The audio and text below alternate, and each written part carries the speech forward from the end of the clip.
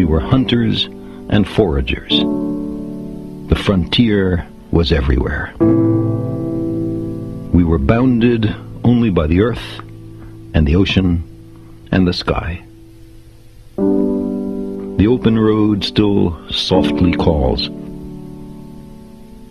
Our little terraqueous globe is the madhouse of those 100,000 millions of worlds.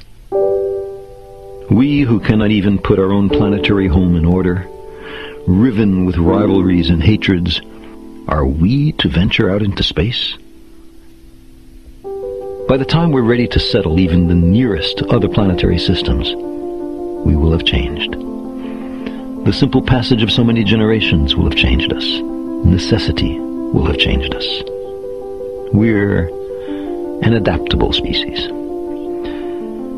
It will not be we who reach Alpha Centauri and the other nearby stars. It will be a species very like us, but with more of our strengths and fewer of our weaknesses. More confident, far-seeing, capable, and prudent. For all our failings, despite our limitations and fallibilities, we humans are capable of greatness. What new wonders, undreamt of in our time, will we have wrought in another generation, and another? How far will our nomadic species have wandered by the end of the next century, and the next millennium? Our remote descendants, safely arrayed on many worlds through the solar system and beyond, will be unified by their common heritage, by their regard for their home planet, and by the knowledge that whatever other life may be, the only humans in all the universe come from Earth. They will gaze up and strain to find the blue dot in their skies. They will marvel at how vulnerable the repository of all our potential once was. How perilous our infancy. How humble our beginnings. How many rivers we had to cross before we found our way.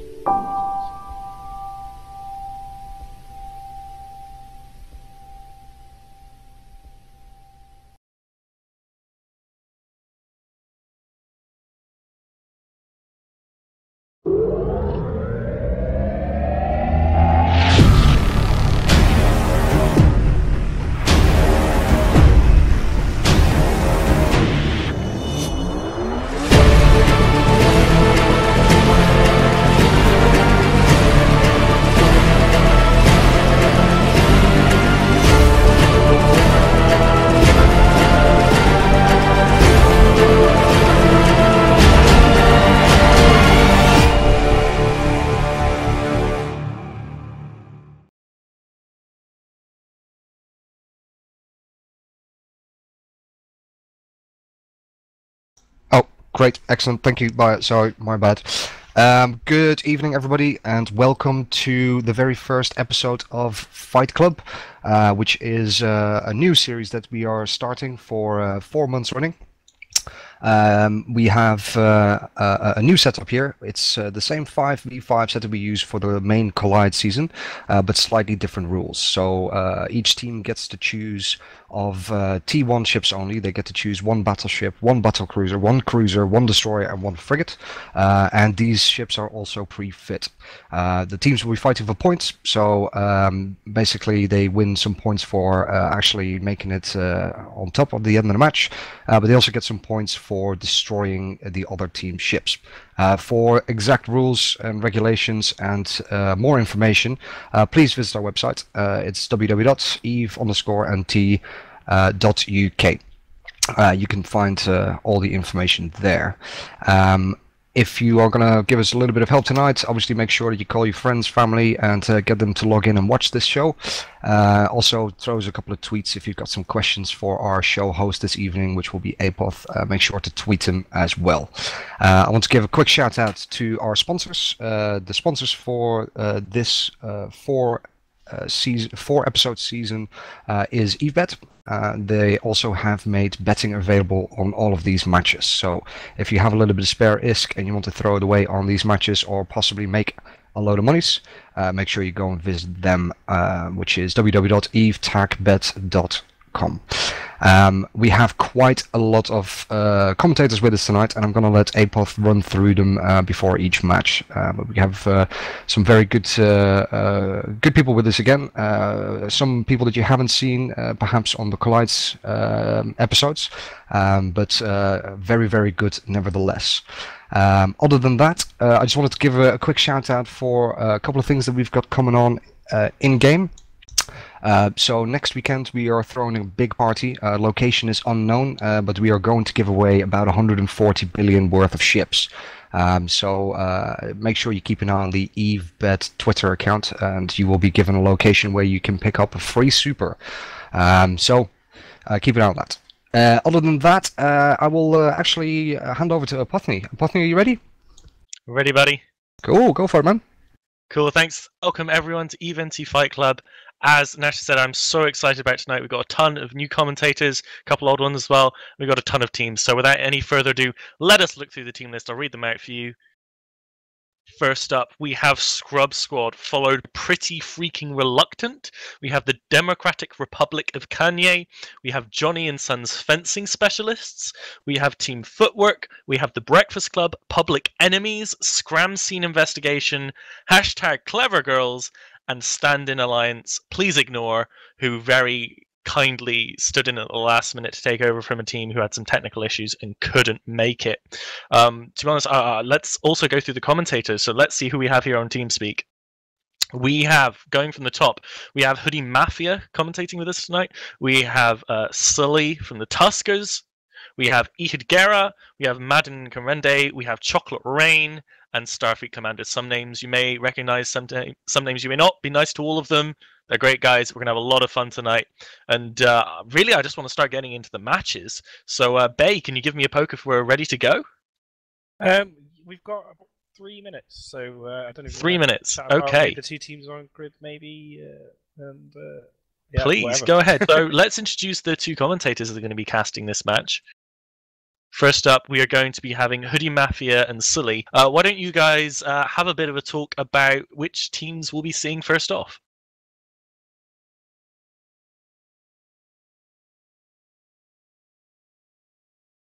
So one of the teams participating is Snig Waffle, who are in this tournament they call the Breakfast Club. They bought an Oracle, an Execura, a Megathron, an Algos, and a Morlus. They've come in at different ranges. Morlus and Execura are far back, whereas the Megathron, as you'd expect, is a bit closer in to rush in and apply that DPS. The other team is, I'll let Hoodie discuss them. All right, yeah, sorry, Sully. The other team, you just introduced the team Breakfast? Or team what? Team... I introduced Breakfast. Okay, sorry for that. I was a bit thrown off by what was on my overview at this point. So the other team has brought a Typhoon, a Harbinger, an Executor, a Vigil, and a Dragoon. So a bit of a more of a long-ranged team. Yeah, it'd be interesting to see how important that Vigil is that they brought in. It means the application of that Typhoon and the Harbinger, which I think is Beam Pit, I believe, should be able to track quite well. Whereas the Snig team have gone for more than all DPS, an all-in high DPS comp with an Oracle and a Megathron, with a bit of electronic warfare support from that Morlus. We'll see how effective those damps are at. Yeah, that Morlus is going to be really, really interesting here because they're up against a team that wants to sit at range, so that might actually be a bit of a linchpin here and work in their favor. Yeah, it might help the Execura be able to maintain reps while not taking too much damage from the Oracle, for example. Sorry, from the Harbinger. Either that, or potentially cutting out some of the logistics power of the Executor on that side. Yeah, suddenly putting damps onto a logistics ship when the target is trying to rep is at a great distance from it is a great tactic and used quite often in tournaments to, quickly kill an enemy ship before the enemy logistics ship has time to react and getting closer to nullify the damps. So I think both teams have said they're ready to go, so the match will start shortly. Interesting, both teams have bought an Execura. I expect to see this quite common today. I'm surprised it hasn't actually been banned. It's a very powerful, probably the most powerful Tech 1 logistics cruiser allowed in the tournament. Yeah, absolutely, because the Augur, of course, is banned in this series, so we won't see that one today. So this is the only cruiser armor logistics that you will see in the field. So indeed, like Sully said, I think we'll be seeing a lot of them. Yeah, but I'm interested in the comparison between the two battleships each team's bought. So the SNIG team have bought that Megathon, very high DPS, close range, whereas the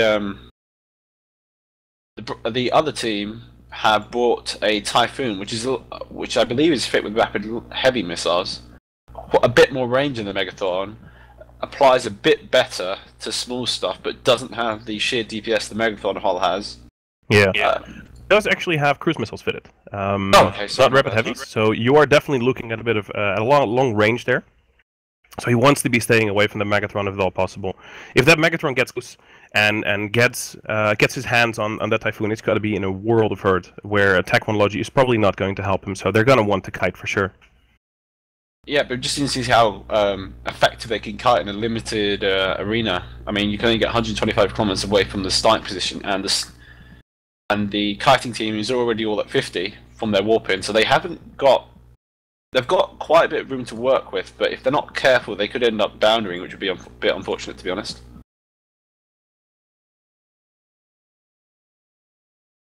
It looks like the teams are now ready to go. We're going to get into the match very shortly. You've heard the pre-analysis there of the teams who were really excited for the very first match of EVE NT Fight Club.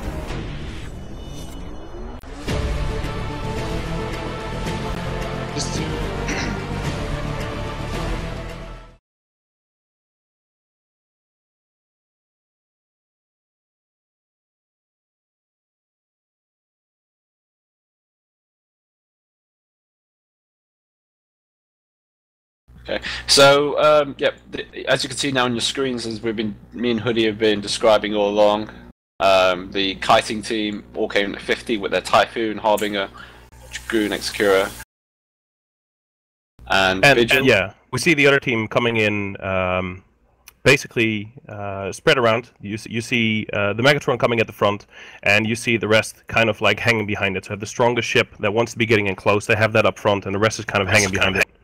And the match has just started. Let's see how this goes. Right, I'm going to keep an eye on this Megathon very closely. It's going to be very important to see where that goes. The Megathon is moving backwards. It looks like they're not actually going in right now. Some drones being dropped, but again, nothing really being targeted right now. We see dams coming over to the Oracle, it looks like. Yep. The Algus is just taking a bit of damage. I'm assuming the Typhoon is be able to get a lock on it. Yeah, he's taking tons of damage. He needs to get reps from this Execura right now, or he's going to be in a lot of trouble. This is quite interesting. Can he tank? It's quite big volley damage coming on him, like you've said. He does seem to be moving back, though, so he's not going to be in any scram range or anything. He's moving back from that team, and they're just got their raw application. No scrams or no webs. Yep, looks like the kiting team is now actually pulling away. It might have also, the Harbinger might have actually pulled out of his own damage range as well as like you say, the Alga's pulling back as well, which is definitely helping. The Vigil is taking quite a bit of damage, but again being wrapped up. The Megathon, as you said at the start of the match, the Megathon is now actually fully rushing in. He's got his MWD on. He's kicking up to 800 meters per second. Let's see how he goes. He's taking a bit of shield damage, so it looks like the other team, the kiting team, is now priming the Megathon, but it's slow damage. It's not coming that strong. I think they're gonna have a really, really hard time trying to get him off the field. They're definitely trying. There's a good amount of damage coming in on him right now. Let's see if he catches reps.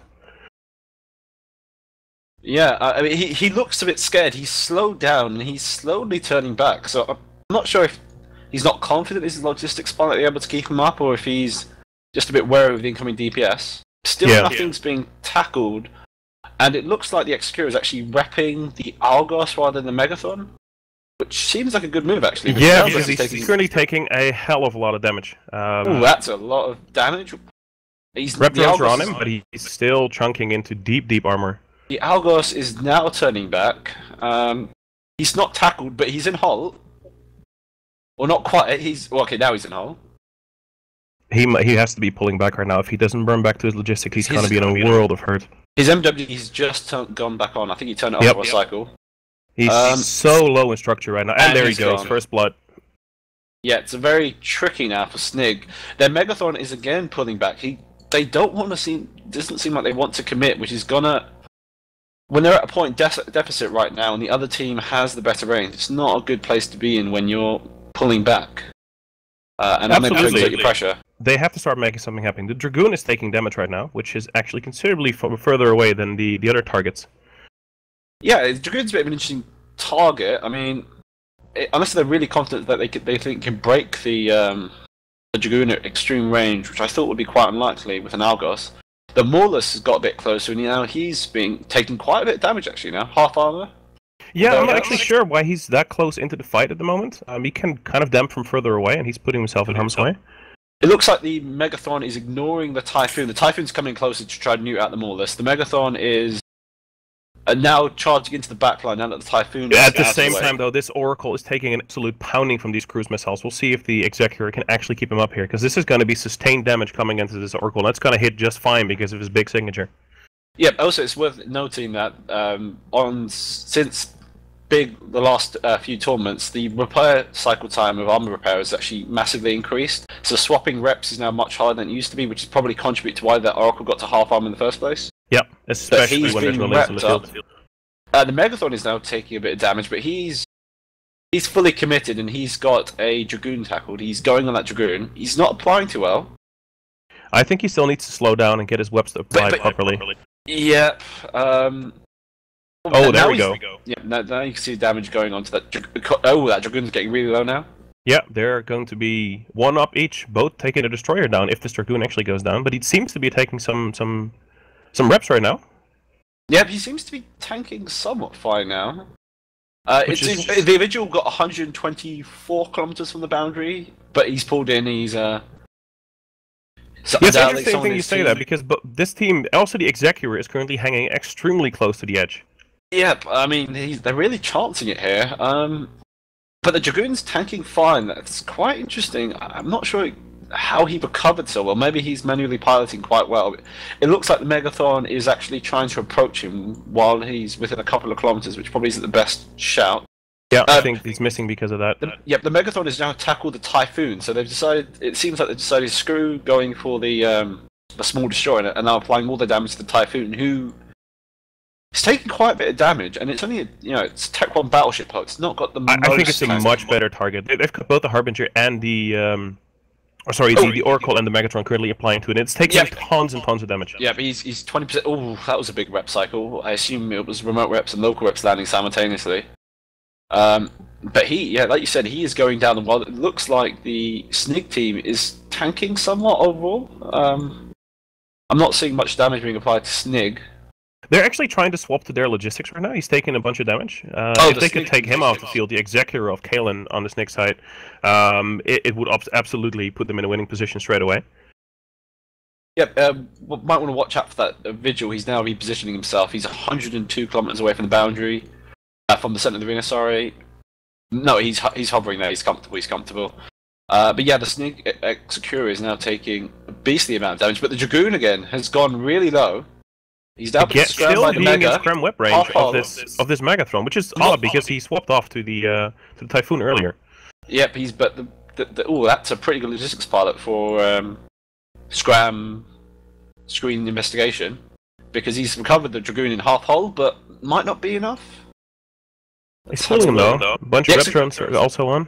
Yep, and Snig are losing their Executor slowly. Okay, but I think this would be a good trade though. If they can get this Executor down, they're going to be so extremely far ahead. Like now they've evened up. They needed this Dragoon though to keep tackle going. They've lost that now, so the Megatron is now free to roam again. Yep, and that Executor, he's pulling away now to try to reduce incoming DPS, and hopefully that Maulus is trying to assist him by damping out the Typhoon. But I don't think they have anything to keep this Executor alive. It's going into deep hole right now. It's taking a bit of reps. Yeah, it's not much though, and yeah, he's down. this is really interesting now. So Snig have to commit, and they have to kill something big, namely probably the Typhoon if they can get a hold of it, because the that Typhoon is so far away currently from the Megathron. So I really don't know. They don't have any tackle mods other than on the Megathron. How they're going to catch this Typhoon? The Execura is slowing down. He's quite close to the Megathron. The Oracle is now half armor, no logistics remaining on the field for Scram Scene Investigation, unfortunately, which makes this a very tricky proposition. Yeah, they need to make something happen right now. Snake is in a lot of trouble. Their Oracle is taking tons of damage. They currently don't have any way to rip him up. They are applying to Torpvexy of the Execura on the other side, but I just don't think they have enough damage to bring him down fast enough before this Oracle goes. Yeah, I mean the Oracle, he's in a hole now, and the Execura is still not tackled by the Megathron. So the Megathron actually has abandoned the Execura, and it seems to be charging for... I can't really tell what he's actually moving towards. He seems to be trying to run away, but that's not a winning strategy. I think he's a bit confused at what to do at this point. He might have given up, considering the fact that it's going to be extremely rough for him to do something now, because both the Harbinger and the Typhoon are applying well to him, and it's going to be a matter of time before he goes down. He's trying to catch the Typhoon, I think. But, I mean, it's too little too late, to be honest. It's, I mean, he's already 20% armor. He's got an active local rep. But, I mean, he's got to catch that Typhoon, who he still hasn't caught yet, and kill him. Yeah. He's going to be going into structure here. The Maulus doesn't seem to be able to prevent any damage coming from the Harbinger or the Typhoon right now, or at least not both, and they're absolutely destroying him. Yep, I think the Snig have suddenly lost this one. I think their indecision at the start of the match probably hurt them quite a lot, considering they wasted a lot of time with their Megathron actually shooting something, where they just lost the Destroyer, and yet Snig are down to a single Maulus. Yep. I think there's only about less than a minute left on the match as well. Just 1 minute left. So, do you think that maybe at the start they should have been a bit more aggressive with their tackle and with their Megathron to try and get a hold of this kiting team? I think they should. I think the Megathron should have just gone straight in, because as you saw just now, the Megathron did not die quickly, even with no logistics on the field. Yeah. So he could have afforded to dive in and just try to grab anything. You know, the newt that he has could act as a sort of pseudo tackle to help him catch stuff. I think, because they ended up losing their Algos for nothing at all in trade, which is a bad position, particularly against a kiting team. Yep, absolutely. 20 seconds currently is being called in local, which means the match is going to end very soon here, but we'll see if this Maulus actually ends up going down or not. It doesn't really matter at this point. Alright. Yeah. And with that, we have Team Scram taking a very convincing victory, very nicely kiting away from the Megathron and making sure that they get them down quite easily. Yep, it was good fights being called out in local. Good fights, absolutely. Alright, and with that, we'll go back to the studio.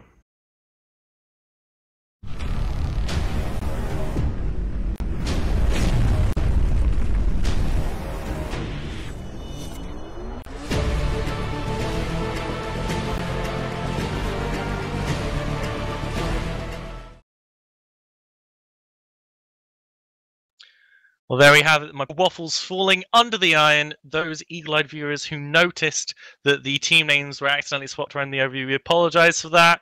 Just a little error as we get things set up. It is, the first time we've run this Fight Club stream, so do forgive us for that minor slip-up. Really cool match, though. Really back and forth at the beginning.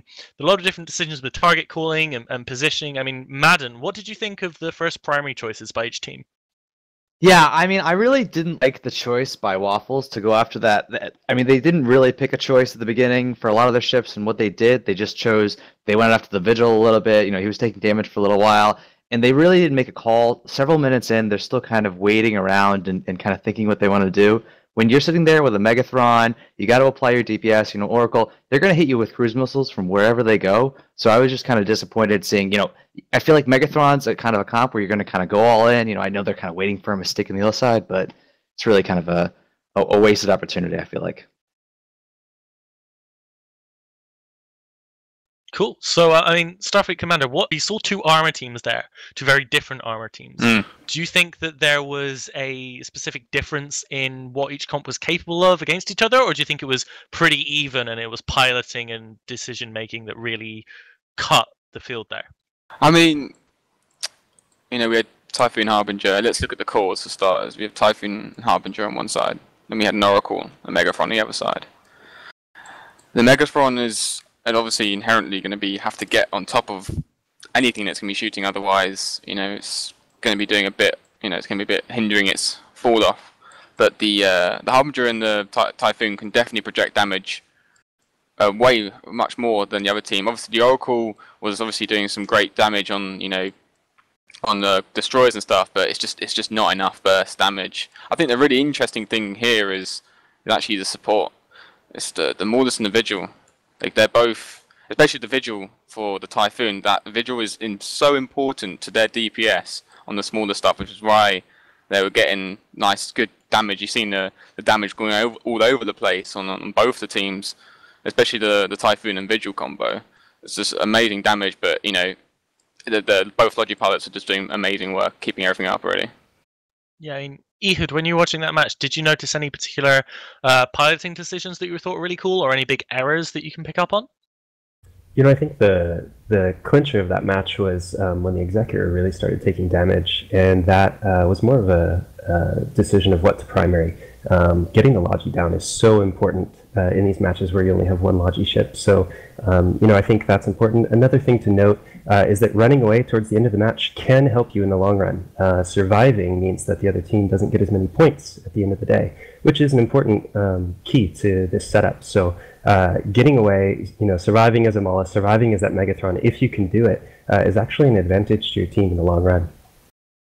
Yeah, to quickly run through the point system, the way it works is that you get 5 points for winning a match. You get 5 points for killing a battleship, 4 for a battlecruiser, 3 for a cruiser, 2 for a destroyer, and 1 for a frigate. All these ships have been chosen for their fittings. You have to choose from a list of fittings. You can find that all on the site. I'm sure somebody lovely will link you to the site with the spreadsheet there in chat as soon as this goes out. I mean, what a first match. I mean, Rain, I know you get really excited watching spaceships explode. Was this the first match? Did this first match live up to your expectations, to your hopes? Well, it was exciting to watch, but I don't know. I feel like there could have been, better plays, I guess. So, it was exciting, but it wasn't close. And I think the close games are where, I get really, really excited and where it's really, really fun to watch. Sully, as you're commentating, you're a team captain of the Tuskers AT team, very experienced solo pilot. When it comes down to piloting in tournaments, could you speak to more generally about the things that people might not really think about when it comes to personal piloting, if they're used to flying in 100-man fleets where you just anchor up? I think one of the most important things, which was touched upon earlier, was pulling away when you start taking damage, or doing whatever you can to mitigate that incoming damage. It can often be more important for your ship to survive, to be able to help out later on in the match than to just die very quickly off the bat. And it's not some people, particularly in larger fleet fights, you would expect to just stay there and survive under reps and broadcast them all reps, whereas in a smaller format like this, it's not often the case. You're already getting the max amount of reps you can get for the logistic ship. So you've just got to reduce the incoming DPS to survive a bit longer. Also, there's a degree of independence you need to be able to have, really, I think, to be a really successful team, whereas your FC will tell you to do something, but if you see the opportunity to do, tackle the enemy logistics, even if your FC hasn't told you to do it, to just go and take it, if you think it's overall a better move than what your FC's told you to do. So how much do you value, personal decision making over having an FC then in the tournament format specifically? I think it's to have both. Obviously, the FC would generally set the tone for how you're going to win how the team is going to win a match. But then you want to have your pilots have the confidence to be able to, know exactly how they're going to execute it. An FC can't really micromanage. In the AT, for example, 12 ships buzzing around. It'll FC the fleet, but the individual pilots will have to figure out how best to position themselves, taking into account where the enemy fleet is, where the logistics is, all that kind of stuff. So it's really important. I'd probably put it slightly above being able to take simple orders, because the matches change very quickly, and you've got to have a pilot who will be able to spot that and make a decision without speaking up, waiting for the FC to make a decision, relaying it back to him, and then doing it, because there's a few seconds, the opportunity could be lost. Yeah, I mean, Starfleet, you're another tournament veteran. You've been playing in tournaments probably longer than I've been alive, knowing you. But I want to take it back to the ships. What did you think of the decisions for the ships in these comps? The Breakfast Club versus Team Scram. I mean, what did you think of the composition, pairing all those different hulls together? What did you think of the comp design for our first match here? I think the Typhoon setup is very standard setup. I think it's very, we've got nice projection DPS. The support's very well done. Vigil, and you got an Argos, and that's all great. I just question the Megathron, honestly, as a choice. They bought an Oracle and a Megathron. You got a Mega that is inherently meant to. You want to get on top of something. You need to get on top, right on the guns for that to upload. That everyone saw on the stream. Once it got on top of something, the damage output was really high. But I feel maybe they should have switched that out if they wanted to make it synergize with the Oracle for projecting damage. Maybe gone for something else. That's the only thing I can say. And also, I'm surprised that none of the other teams tried to go for the Logi, especially the Typhoon team earlier on in the match. Like the Obscura's Tech 1 cruisers, everything's Tech 1 here, so tanks are inherently less. So I was waiting, for them to start to go for the Obscura because it won't be able to tank all that much. There's a lot of damage, and it's only a Tech 1 cruiser hull. So I was very surprised that it didn't happen until very late in the match that the FCs for both sides started to try and test the Logi's tank. Suetonia, I've left you to last to think about that match. Do you have any thoughts you'd like to add to what you thought about our first match of Fight Club? I thought it was a pretty good match, I guess, even though nothing really happened because it went to full time. I think the Megathron should have committed a lot earlier. Cool. We have our next players arriving on field. It's going to be the Democratic Republic of Kanye versus what I called before stand-in team Please Ignore. In fact, that was the wrong name. I apologize to the test pilots. They have requested that they be referred to as Team Dank Memes. So it is the Dank Meme teams going up against the Democratic Republic of Kanye. We're going to have Suetonia and Starfleet Commander casting this for you guys. So why don't you two tell us a little bit about what you hope to see coming? Well, I think it'd be interesting to see test play because they've done very well in the Alliance tournament. Actually, yeah, you're completely right there. They've played a lot in the tournaments, but CO2 they too. If I'm not mistaken, have actually played in some ATs. Am I right, Suetonia? I think I am right in saying that they've been in some ATs. I believe Circle of Two. I'm not sure if it's the same pilots or not, but Circle of Two did come second place in '87. They won the Freki Alliance tournament ships. Yeah, so I think that they could pull something out. I think this is going to be a good match, actually. To be honest, they've got two teams that have some experience, some good pilots on both sides. We can definitely hope to see some good fights here. Awesome. I'm really excited. I do wonder if we're going to see that Executor be the most popular Logi ship, as Nash and Bay were kind of saying, well, it seemed to be pretty strong, pairing all the Logi ships put together. I'm really excited to see if we see kind of a repeat of the last match and everybody's already decided on a meta, or if we're going to see something completely different, because such early days. This format really harkens back to the early Alliance tournaments.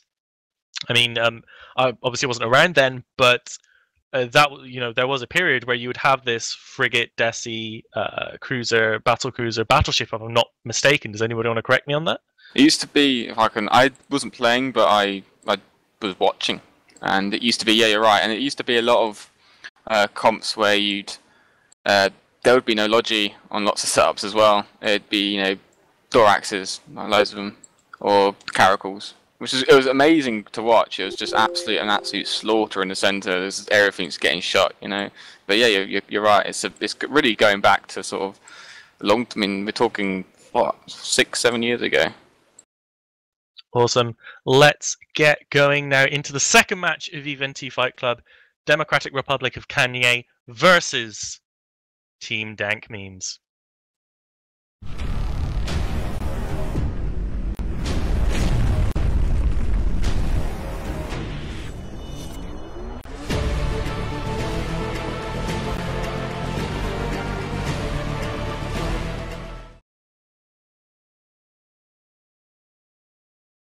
Hi, I'm Plutonian, and I'm joined with Starfleet Commander. We've got this match for you, Test versus Circle of Two, who are going under the name Kanye for this match. Just to give you the Circle of Two team, they've got an Abaddon, an Oracle, an Execura, a Dragoon, and a Rifter. And for the Test team, we have a Coercer, an Execura for the Tech 1 Logi, a Crucifier, a Prophecy, and a Typhoon. So Tony, what do you think about this lineup? Well, I'm not sure I like the Circle of Two Rifter very much in this format. I mean, they've got the Execura. I think there's a few more ships that they could choose that'll be a bit tankier, like an Incursus or something. They'll be almost as fast. Yeah, I agree, and I think the Crucifier is going to do some great work against the Kanye team. Wouldn't you agree? Lots of track and disruption for their two Amar ships. It's going to be very effective on them. But I completely agree with the Rifter. I think that's a bit of a weaker frigate. Wouldn't you agree? We just had one. I think we had someone DC actually. Yeah, so... a Dragoon from the Circle 2 team just disconnected. So, what do you think about battleships in this format? We've seen the Typhoon perform very, very strongly in the first match. We have an Abaddon on the Circle of Two side. What do you think about the Abaddon? Because a lot of people didn't rate it very highly. I think the Abaddon, it's got a good tank. It's got a good damage protection.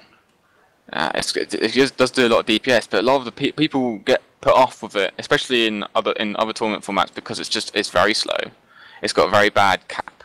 It really does. If you're shooting and trying to tank, you're gonna run dry really quickly, even with an injector. And these are Mega Pulse.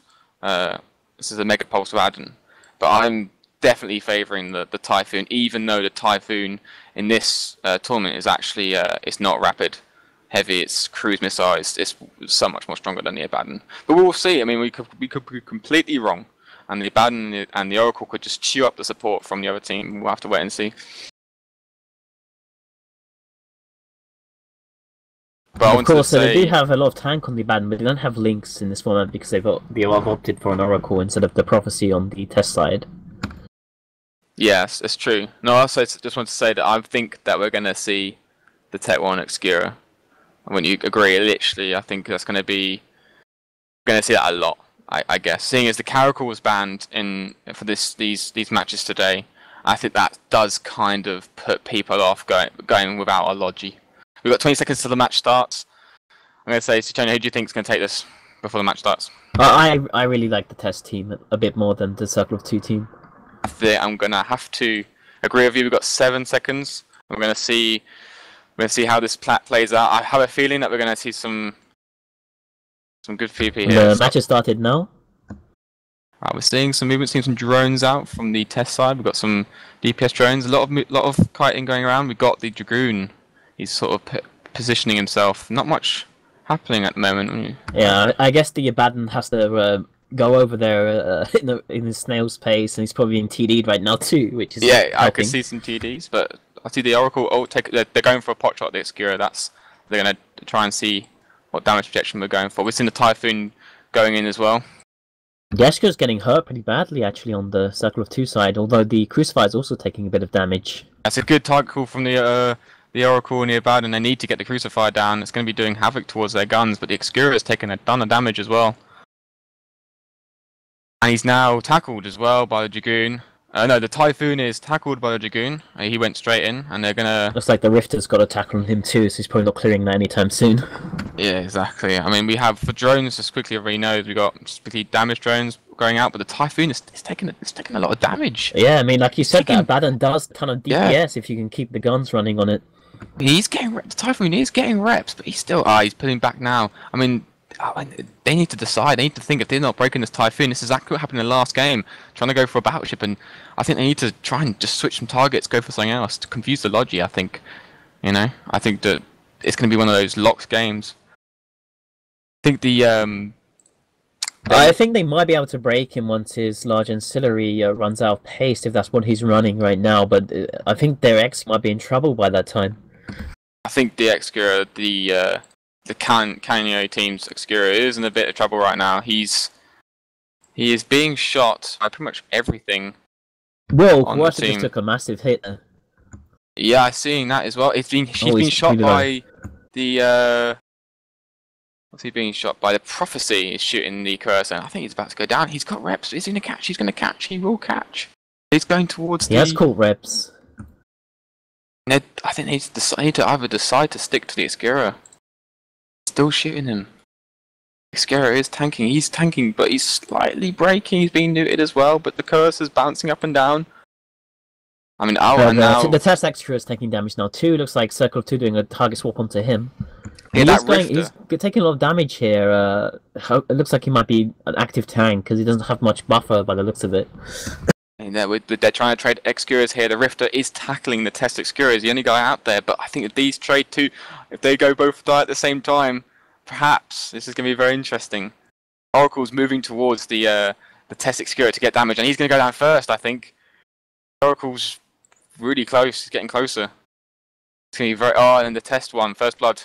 CO2, but I think... Yeah, I think this Coercer is probably going to be in trouble now, and it's going to be like the next target call. But it looks like the Circle 2 Execute is going to go down next. That's kind of strange, seeing as Test potentially have links, and that their Execute just died so fast. Yeah, so much faster. Oh, and when they're actually meant to have yeah, you're right, they have links. They're meant to have a bit more tank, but the Typhoon is the new damage primary for the Baron and Oracle, and I think...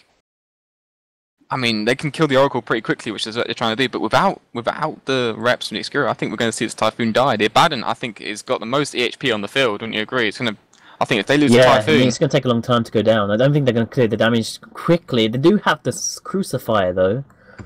They do have the Crucifier, but I think if they get this Typhoon down, they're doing exactly what they need to do. They need to get some DPS off the field so the Typhoon can just get away from this Abaddon and they can just range track and disrupt, but... He's taking a load of damage right now, and I don't think that he's going to tank enough before the Oracle dies. And he is grabbed by the Abaddon, so down. It is right on top of him. The Prophecy does have tackle on the Oracle, though, so he might be going down soon, but they don't have a lot of DPS left on the field. No, yeah, that's what I fear, that the Test team has just lost its damage. But I think if this Oracle doesn't die soon, then it's all over for Test, especially if they lose the Coercer, because their DPS is going to be like really low. Yeah, I agree. I think to be honest, even with the Oracle down, they're not going to be able to kill the Baden, and they could just potentially just win on points. But being that said, I think that the Coercer is active tank. He's not tackled, but he's got rep bots on him. The Abaddon's trying to shoot him. Prophecy, yeah. The Abaddon's trying to shoot him as well. We've got the Rifter. No, the Dragoon is chasing after the Coercer to try and get a tackle, but the Oracle is about to die. He's just as well. I mean, do you reckon they should just switch to the Prophecy? Try and kill the Prophecy instead? I don't know. It's hard to tell, because the Coercer is obviously going to be able to kill that Rifter and that Dragoon pretty quickly if he doesn't get neutered out by the Dragoon, of course. And if the Dragoon dies, if the Dragoon and Rifter die, they don't have any tackle anymore. I think they would potentially be able to just get away from the Abaddon under his guns with the Crucifier there. But unfortunately, the Coercer does go down for Test, so their DPS is going to be a lot lower now, and there's no more rep bots on the field. And sorry, the Crucifier has rep bots. Yeah. And the Abaddons, they've got scrams in the Prophecy. But I wanted to point out the Rifter. Dragoon has got a scram on the Crucifier too, so he's going down pretty soon.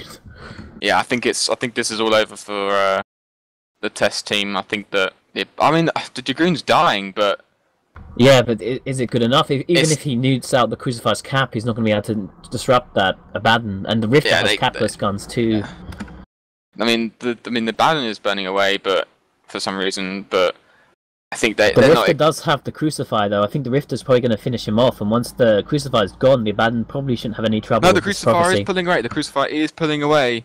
No, he just got popped. Now it's just a Rifter and an Abaddon versus a Prophecy, but 1v1, the Abaddon's going to beat the Prophecy, definitely. I think it's over now. Like, the Rifter might die, but then even then it's 4 points for the Prophecy versus 5 points for the Abaddon. I think the Prophecy's probably going to die anyway. Yeah, he's definitely going to die. But I wanted to point out, we sort of, said the Rifter wasn't good, but that Rifter tackled their Logi.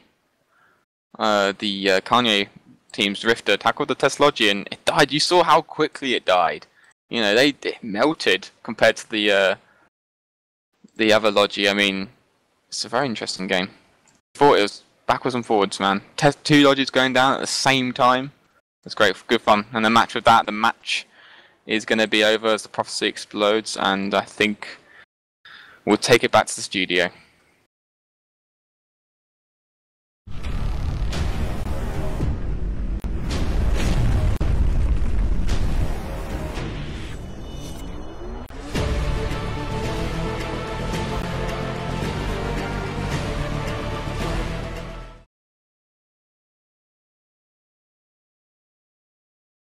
my studio apartment from that really awesome match.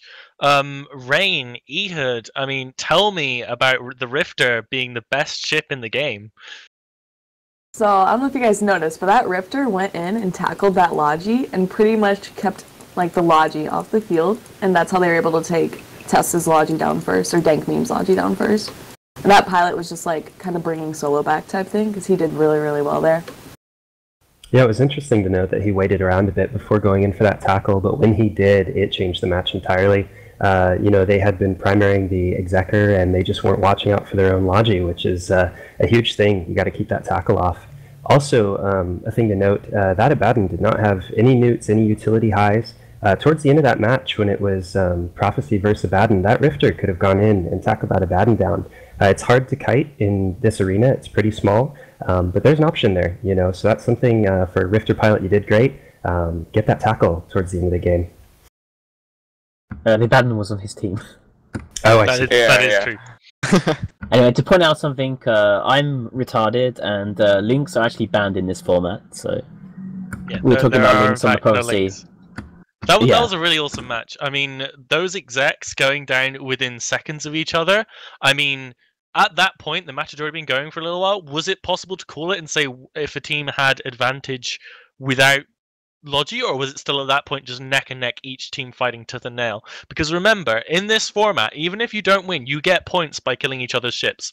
So even though the team lost with their beautiful Typhoon death, they still gained a ton of points by killing the battlecruiser, by killing a couple ships. So even though it's not their best outcome, they're still getting points on the board. They're still working their way to potentially a really good finish towards the end of the season.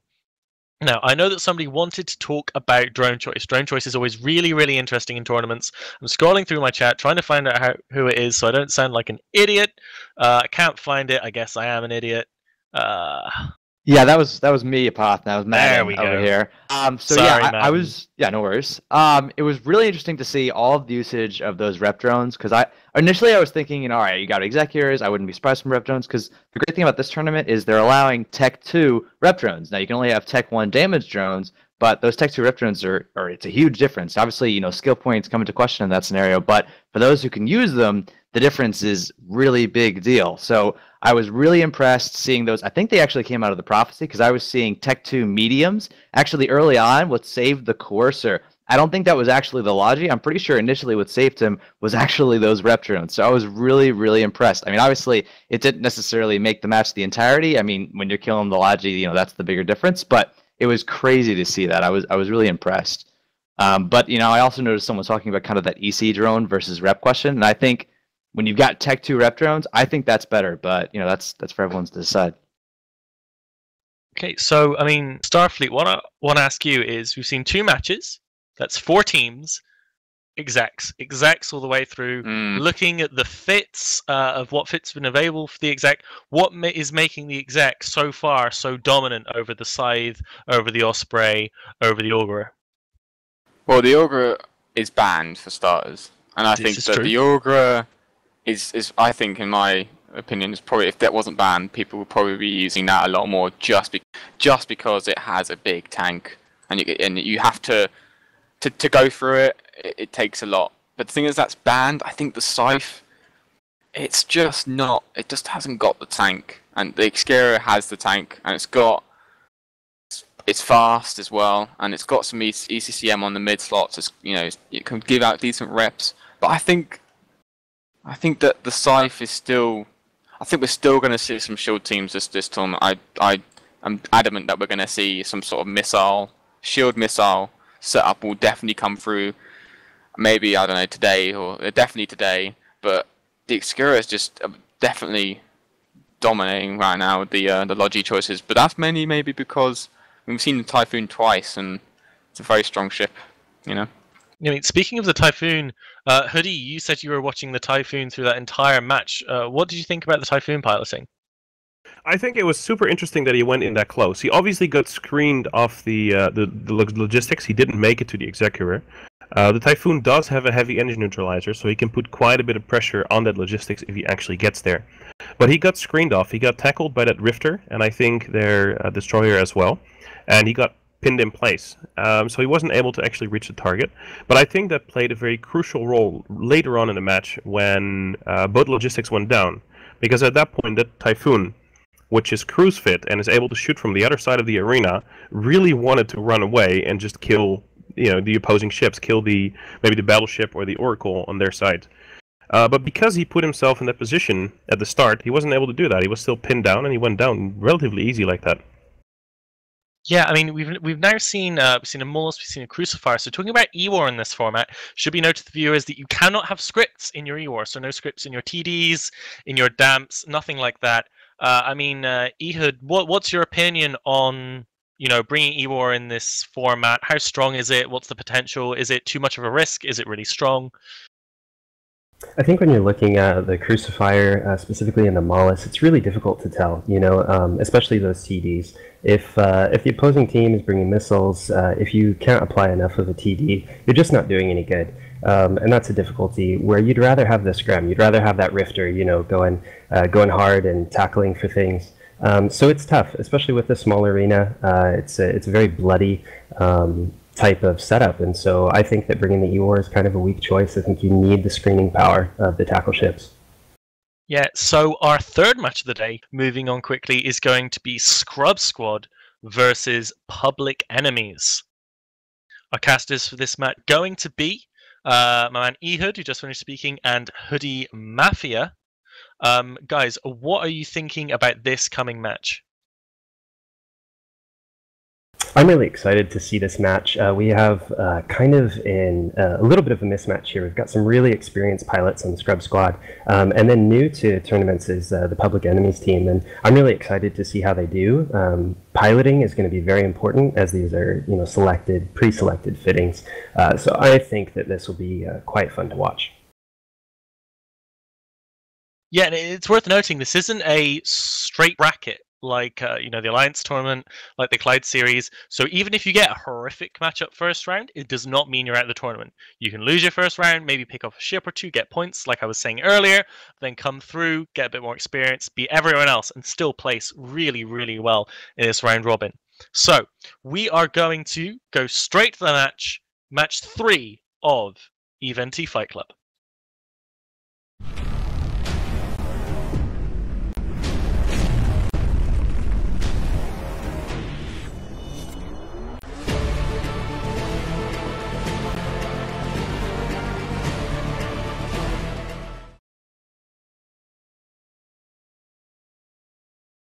Welcome to match 3. I'm Ehud Guerra with Sleeper Social Club, and we're really excited to see this matchup. I'm introducing Scrub Squad, which is captained by Reload Farron Drake, very experienced tournament pilot. Excited to see what this team pulls out. Hoodie? Yeah, we have on the blue side, we have the Public Enemies team. Like Apopni already said, like you said, they're a bit of newcomers to the tournament. They have brought in a Raven, a Ferox, a Scythe, a Tulwar, and a Molus for their E-War. And on the Scrub side, we've got Typhoon Harbinger, which I believe we've seen already, the Executor. It'll be neat to see how the Executor and the Scythe fare against each other. They also have brought in Algos and Vigil for the Scrub team. So both these teams are kiting. We finally do see the Scythe actually hitting the field, like Starfleet Commander correctly predicted. The match has started, I see. Appears that both teams are holding off, waiting kind of to see what the other teams do. You see drones on the field. Yeah, the Algos on Scrub Squad is taking a bit of damage, but is still fine. Oh, their Executor is now suddenly getting shot as well. That long-range application hitting the Executor of Reload. Yeah, interesting is that both teams are actually really far away from each other. None of the teams are actually committing to any range there going in. They're just shooting each other from range at the moment, and they seem to be applying well. The cruise missiles and I think rails on that Ferox yeah, able those to are apply rails. Quite well. We have rep bots on the field. Those rep bots are really strong, able to take care of that Executor as he's zipping around. But I don't. They're actually not on the Executor at the moment. They're on the Algos, which isn't actually taking any damage, and now they're finally getting swapped over because he really needs them. But it looks like the Vigil might be needing these rep drones right now because it's getting shot. The Vigil's actually not that further behind than the rest of the team, so he's taking a lot of damage there. but he seems to be catching reps just fine. Finally, Scrub Squad is applying some damage to the Tower, but he's taking instant reps from the Scythe as a Vigil dips into armor and is repped up. Yeah, I really feel like Scrub Squad here needs to be a bit more aggressive and try to go for this Scythe, besides putting pressure on this tower, because they're just not going to be able to put up enough. And at the same time, we see the Harbinger on Scrub Squad side taking a massive amount of damage. Yeah, he kind of moved in for that aggressive play and got beat back rather quickly. So Public Enemy is doing a really good job of kiting, keeping this more experienced team at distance and keeping damage on them. Looks like so much damage being spread. Deep armor. That Vigil is absolutely... He's going into structure right now, and if he doesn't take any reps right now, he's going to go down, and they need that Vigil on the field to be able to apply with those cruise missiles. Little bit of reps applied, there it goes, it lands, seeing that those Logi changes really affecting the tournament meta. It's so hard to get those reps on. And again, damage being spread out really, really well. You see the Vigil being chunked, and then after that, straight away the Harbinger again in problems, putting a lot of pressure on the Executor of Reload. Looks like the Typhoon is edging in around the side of the arena. Maybe he's trying to get in closer, apply a newt. We'll see how he fares. I think it's definitely a good choice to go forward. I think the Typhoon, especially in a meta where there's not really any scrams or webs on the opposing side, you've got free reign with this Typhoon, and he definitely needs to start going in to apply some pressure, because they're on the receiving end right now. Vigil taking damage yet again. This target switching is really punishing that Executor, and I definitely agree with you. The Scythe is out at 105 kilometers. They're just pushing them slowly toward the boundary, and now that Typhoon's making more of a bit of a play, he's heading in towards the Ferox, and if he can get a tackle, if he can get some newts on something, they can bring in the rest of the squad. That side is going so incredibly low. He is currently 119 kilometers away from the center of the arena, so he's almost at the edge, and he's going into armor. Like, he is in trouble right now. He made boundary here. It looks like he's 122 away. If he can't turn, this is going to be match over for Public Enemies. He's taking armor damage. They might not give him a chance to boundary as the Scythe is going into hole. He is actually turning, so he's noticing that he's on the edge. But yeah, like you said, he's taking so much damage, a tiny bit of shield coming back, but just not enough, and the pressure just kind of faded. There he goes, and that's going to be a huge hit for Public Enemies as this experienced team is slowly whittling away at Public Enemies. And at this point, I think it's going to be really, really hard. That was a really interesting switch up, because it looked like Public Enemies actually had so much pressure on the Scram team, but it just completely turned around.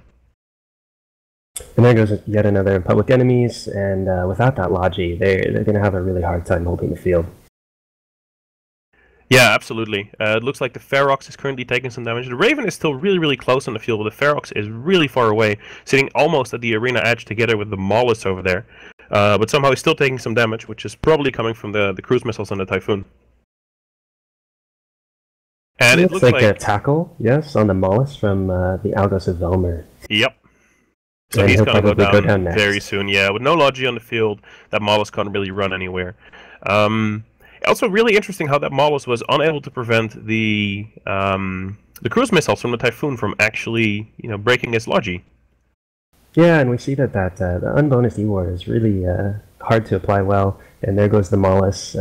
And next, I think we'll see Velmer taking a lot of damage in the Algos. So maybe some points for Public Enemies if they can take this guy down.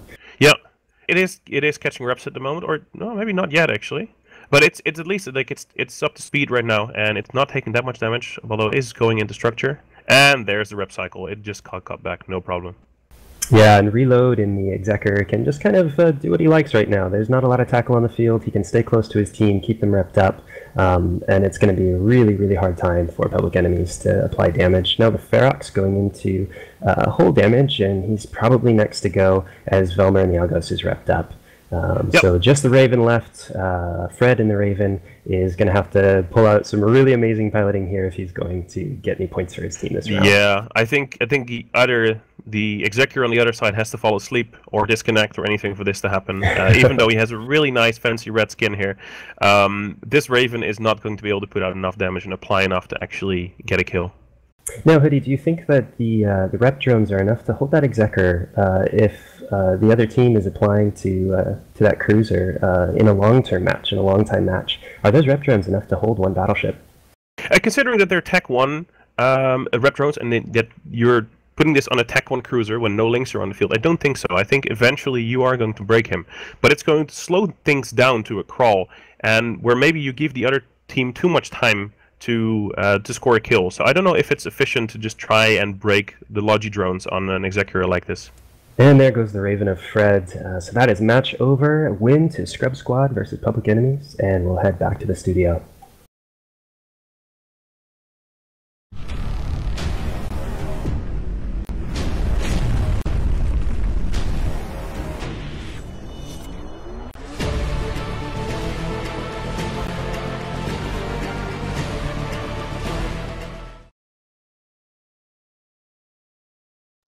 Despite the Ravens game being on fleek, our first Shield team goes down. Starfleet, I know you wanted to talk about this pair of missile comps and how they were working against each other. Go ahead, buddy. Yeah, I'm interested. The Maulus pick. You saw the Typhoon team add the Vigil to aid their Foon setup. Their Foon. They need the Vigil. I'm surprised why. I mean, the Foon gets a bonus to explosion. I think it's explosion radius, if I'm not mistaken. Let me just double check that. But the Raven doesn't, and I'm interested to why they chose a Maulus over a Vigil, because I think the Vigil would have helped the Raven so much more than a Maulus. I mean, and also I would have thought their Scythe was going down. It's really getting pushed, as Hoodie said in the match. It was getting pushed to the other side of the arena. They were really pushing it, the entire team across.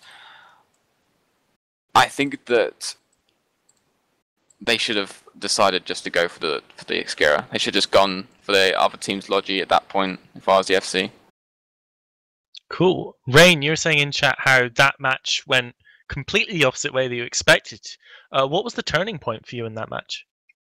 I think when they focus fired the Scythe, so the armored team, Scrubs, they were all taking damage at first, nothing was really focused. And then they turned it around and all focused on the Scythe. And once the Scythe went down, it was just a massacre on the Shield team. Nice.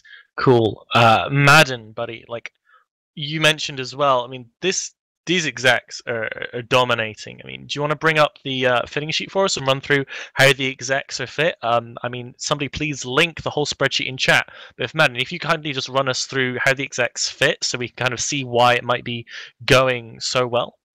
Yeah, sure. So I've got that in front of me. So obviously, to an extent, it's standard. You've got the medium armor reps on the exec. What you'd expect. Got some ECCM in there.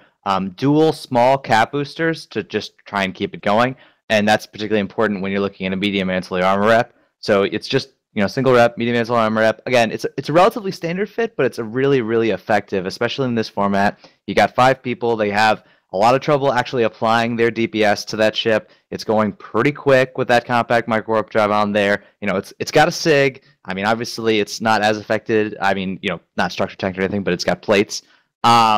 It's an interesting fit, and when you compare it to the Scythe, I was just looking at this comparison, and it's got more everything. I mean, you're looking at the Scythe, you've got an adaptive and 2 large shield extenders, and that's pretty much the end of the story. It's got 4 cap power relays, an internal force field array, and that's marginal difference from a damage control, but it makes a difference. And when you're comparing basically an active tank to something that doesn't have an active tank, it's not surprising why the exec's really a lot more powerful.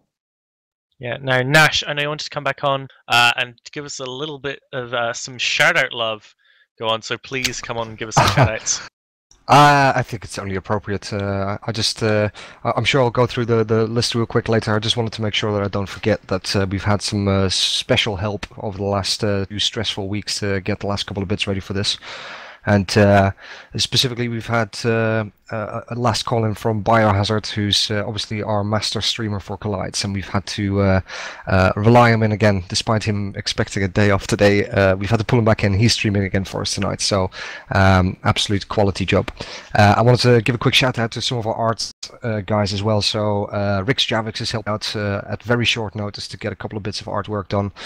So the video that you've seen, both the larger 30-second opening and the 15-second in between the matches, is his fine work. And again, at short notice, Chunky Lafunga as well has been an absolute hero and made a couple of stills for us and made sure that the show looks as slick as it possibly can do.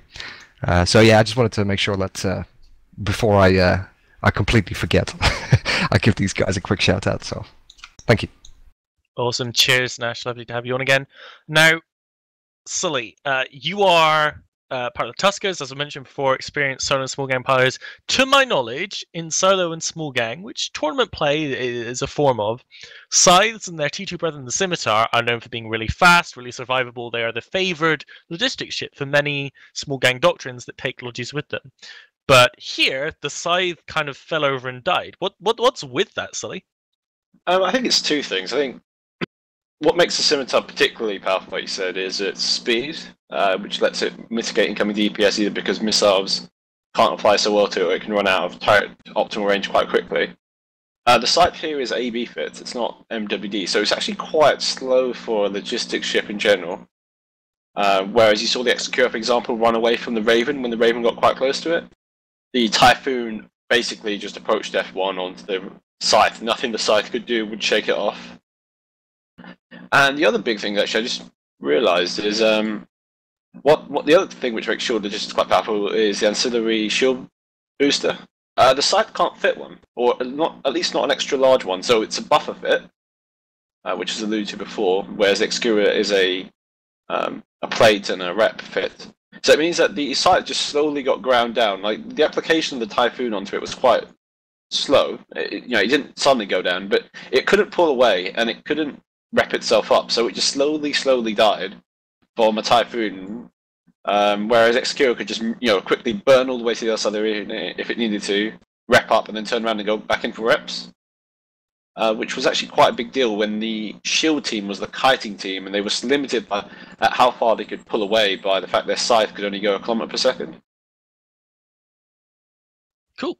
We in fact have some of your friends playing in the next match, I think. So it is going to be Team Johnny and Sons Fencing Specialists versus Team Footwork. Now, the commentators for this are going to be Madden and Starfleet Commander. So guys, tell us a little bit about these teams, what alliances they're from in game, and get us ready for the match.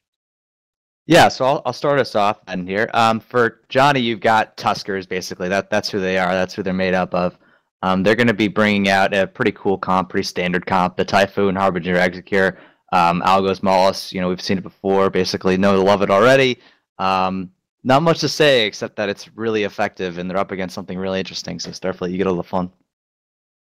Yeah, so we got Team Footwork, which is and another team that is played and has got some experience behind them as well. So this is going to be a great match, and we have a very interesting setup. I'll wait until the match starts, and then we can talk about the setups. But as per piloting, I think that you're right, man. And we've got a lot of people here that have played in a lot of tournaments in the past. It's going to be a good fight. I think that you're right in saying that the Tuskers has brought a setup that we've seen a bunch of times before. It's proven to be very sturdy. But let's see how it goes. Yeah, I got 1 minute now. I see they cutting us down, so should be really exciting. I'll let you intro the team. Yeah, call once we're downfield. But yeah, I'm really excited. I think Tuskers versus Ministry of Improvement Footwork. That's something you'd see any day, and I'm really happy that we get to do that here. This is gonna be a great one for us to commentate on.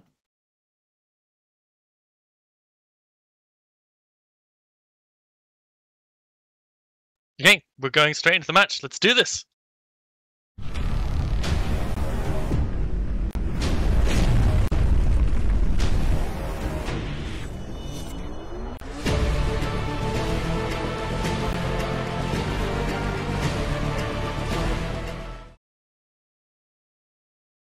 All right, and we're here. We're here live. So as you guys can see now, you've got, as I stated, the Tuskers with their Typhoon, Harbinger, Exec comp, and it's really interesting comp, really standard, but really, really powerful. Starfleet, you want to take us off as we just get the match started? Quickly said it. We've got APOC, Harbinger, Griffin, and an Algos for the kick team. We've got the Griffin moving out to the right of the Tuskers team. I don't know what he's doing. I think he needs to be a bit careful. He's taking damage. Like just as I said that, he's going into he's armor. gone right out. What is he doing over there? He needs to get back. He's taking a ton of damage. He's getting reps though, but those rep bombs, they're going to be the end of the cycle. Oh man. This guy caught it. He's turned around. He's realised his mistake, and he's realised that his FC screamed at him, and he's moved back out of the range. We've got the Harbinger and the APOC moving in slowly. I mean, what do you think Tuskers got to do here? I mean, do you think there's a brawl? What do you think? I mean, they've got the opportunity. You know, they've got range with the Typhoon. The Mollusk can hopefully help them out a little bit more than it has for other teams. But, you know, you've got very, very slowly Ministry of Inappropriate Footwork with that Harbinger and that APOC. They're just walking the line over, and they're coming soon. There's no tackle or anything to keep them at bay. You see those the Vespa 600s. I think that's the first time I've seen EC drones this entire tournament. I'm really interested to see if they do absolutely anything, but should be fun. Both that teams, Harbinger takes a ton of damage.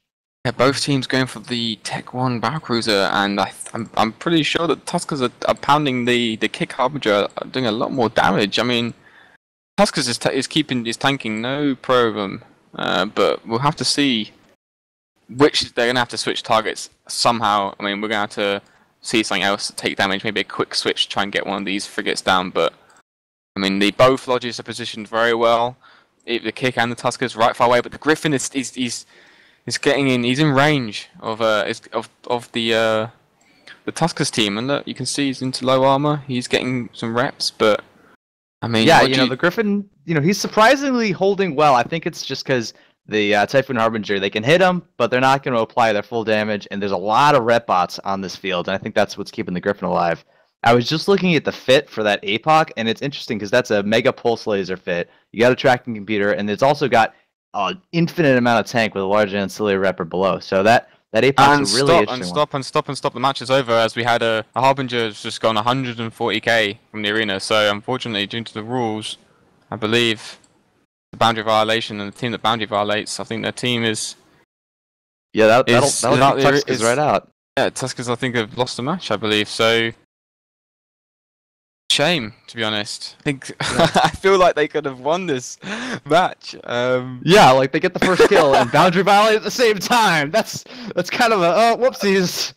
Just quickly, I wanted just to point out, even though it's over, the ECM drones. Just talking about the ECM drones, they were all on the Typhoon. Everything was on the Typhoon. All the ECM drones were on the Typhoon. But yeah, this ripping local, Graphite and local, and the Harbinger.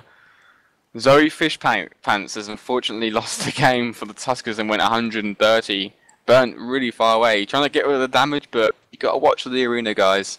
Otherwise, you're going to lose the match. Those pants are definitely soiled. Yeah, and I think with that, we'll go back to the studio and Popme can talk more about this.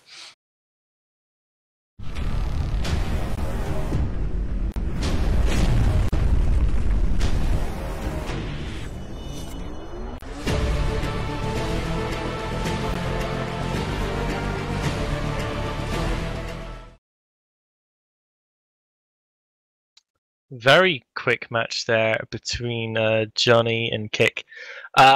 Sully, is somebody getting a talking to when you get back on comms?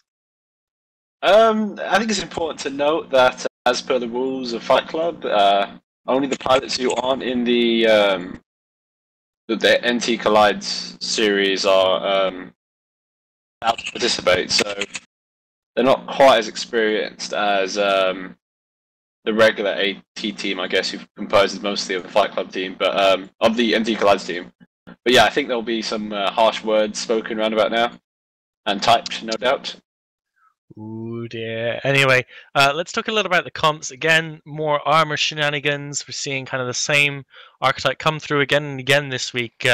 We do intend to change the rules fairly often, change up fits. Obviously, the bans will change from week to week, so we should have a pretty varied set of setups from week to week as we go through this tournament. But it's going to be pretty awesome to watch as we move on through further matches and further weeks. Rain, say you're in a tournament team and you flew out the arena and you lost the game for your team. What's going through your head right now?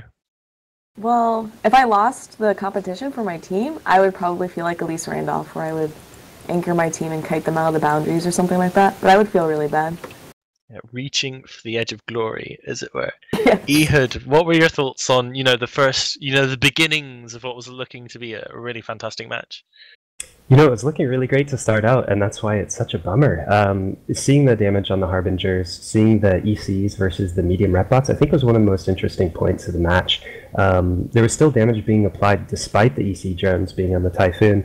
I'd love to see his overview and if he was being jammed or not, because that's so telling for the pilots as they are allowed to switch which drones they want pre-match. This might be really telling for them to say, put rep bots on, even if you can't fit T2. Put T1 rep bots on. You know, that's a really big fitting choice. That's usually not so clutch, but in this, it's very clutch. Which drones you choose. I mean, speaking of drones, I know we touched on it before. I mean, in the tournament setting, when you're restricted to T1 drones, is there a clear victor in which drones you should bring? Are there specific drones that you should just never bring? I mean, you're really looking at damage versus Ewar versus Logi. Does anybody have any thoughts on Logi is the clear winner, or Ewar is the clear winner, or it's a battle between two of them, or are all three very valid? What do you guys think?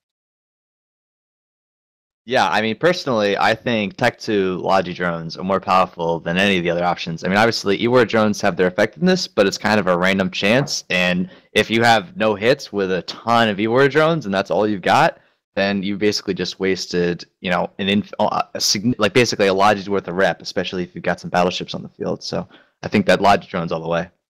But there again, you've been in matches. I mean, personally myself, and EC drones they've just dominated.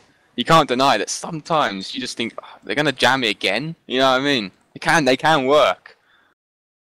That's true. It's true. But I take the sure bet of those Tech 2 Logi drones. If it was Tech 1, I'd have a different story. I'd take the sure bet. But many a time I've been in a tournament and I've just said on comms, I'm jammed by like 5 drones, like constantly. But you're completely right. I think that Tech 2 bots are much more stronger in this format. When it's Tech 1, if it's only Tech 1, EC drones can do some amazing things. You can jam out the enemy Logi, and they have no Logi, unless they bought the rep bots, of course, you know. So it's really a toss-up when it's T1. In this setup, T2, all the way, rep bots. I would go for it. I will say, though, those EC drones, if you get some good jams, you are just trolling the other team so hard, because they're freaking out about not being able to apply damage, and you're just laughing all the way to their death. And like I said in that match, that they piled all the EC drones onto the Foon. Not sure if he got a jam though, to be honest, but in the end they didn't need to do that. There was a rather wonderful video on Reddit. Was it yesterday, the day before? Of was it an Onyx with a ECCM going up against, what was it, 2 flights of ECM drones and getting jammed a fair bit? What are your guys' thoughts on probability of jams of ECM drones? I thought that video wasn't exact. That's how bad it can get. But Saturno, do you have anything to say for that? Yeah, I think they should just be lock breaker drones. Like, I hate EC drones. I think you're right. On a scale of 1 to Swipple, where do they lie? Well, you know, they're more like, you know, like a curable disease, but kind of annoying. But you know, you might have to go to a clinic for it. Like, so we're talking like chlamydia here. Yeah, that sounds about right. Chlamydia drones. Okay, we got it, guys. Okay, we are approaching our 5th match of the day, which will be halfway through. We're doing 10 matches today. So much spaceship fun to have. We're halfway through. So what I want to do is I want to get guys who are watching the stream, who are in the chat, if you have any questions you want to field to any of the analysts, any of the commentators, feel free to send them to me at CallMeApoth. On Twitter, I'll say it again, it's at CallMeApoth, and I'll field them to the guys between the matches. It can be on topic, it can be off topic. I will be filtering out ones that I deem terrible. So if you're trying to do a funny one, make sure it would appeal to my sense of humor. And remember, I'm English, so that's a pretty high standard to live up to. It's slim. It looks like we are getting ready for the next match. It is going to be... which match is it? It is going to be... There we go. It is going to be Team #CleverGirls versus Team Pretty, who I've lost my eyes on. Pretty Freaking Reluctant is their name. So it's Team Pretty Freaking Reluctant versus #CleverGirls. Our casters this match are going to be Solon and Ehud. Guys, tell us a little bit about who these teams are and what you're looking for in this match. Sorry. So I'm just trying to find the schedule again. Pretty is Freeport Republic, effectively. They have brought a very interesting set, which we haven't seen two of their big ships in before, actually, in any of the matches, so this will be quite interesting. We have hashtag Clever Girls, and we brought something fairly typical, I believe. Oh no, they are in the Maelstrom. So Catatonic Dawn in the Maelstrom is the captain for hashtag Clever Girls, and they are a Pandemic Horde team. Really excited to see what they bring here, especially with this very different setup featuring the Osprey, another shield versus Executor, not a scythe this time. So it should be very interesting to see how this holds up. If it's a Brawly shield or a Kitey shield, it'll be very interesting to see. Okay, let's go into this match. Match 5 of 10. It is Team Pretty versus hashtag Clever Girls. Let's do this.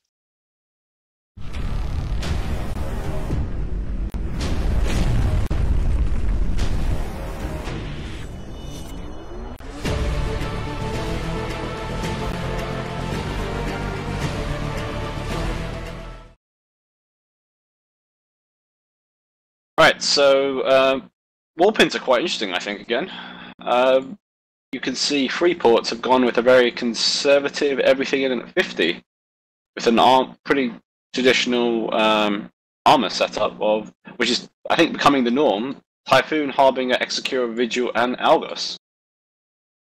And Clever Girls are in a Brawling Shield setup, so this Maelstrom is autocannon fit. The Cyclone has hams, and they're going to have to approach this team that can apply DPS fairly well to them. That's the Phoebe Freeport pilots. So this is going to be really difficult for the Pandemic Horde guys to get close enough. And here the match has started, and right now we're not moving, no drones on the field. Yeah, but it's going to be really interesting to see how the Maelstrom performs, actually, because it's not typically a tournament, a ship popular in tournaments, but it's got MWD, it's got a very strong active tank. Let's see how this goes. The Maelstrom's closing in on the Freeport team. It's not and the Osprey is taking damage of Brett Thomas, and that application with the Vigil and Typhoon is just going to be really tough for this team, again, as they have to boat into range. Yep, and the Osprey isn't actually moving, so he's got to stop moving soon, otherwise he's going to drop very quickly, I imagine.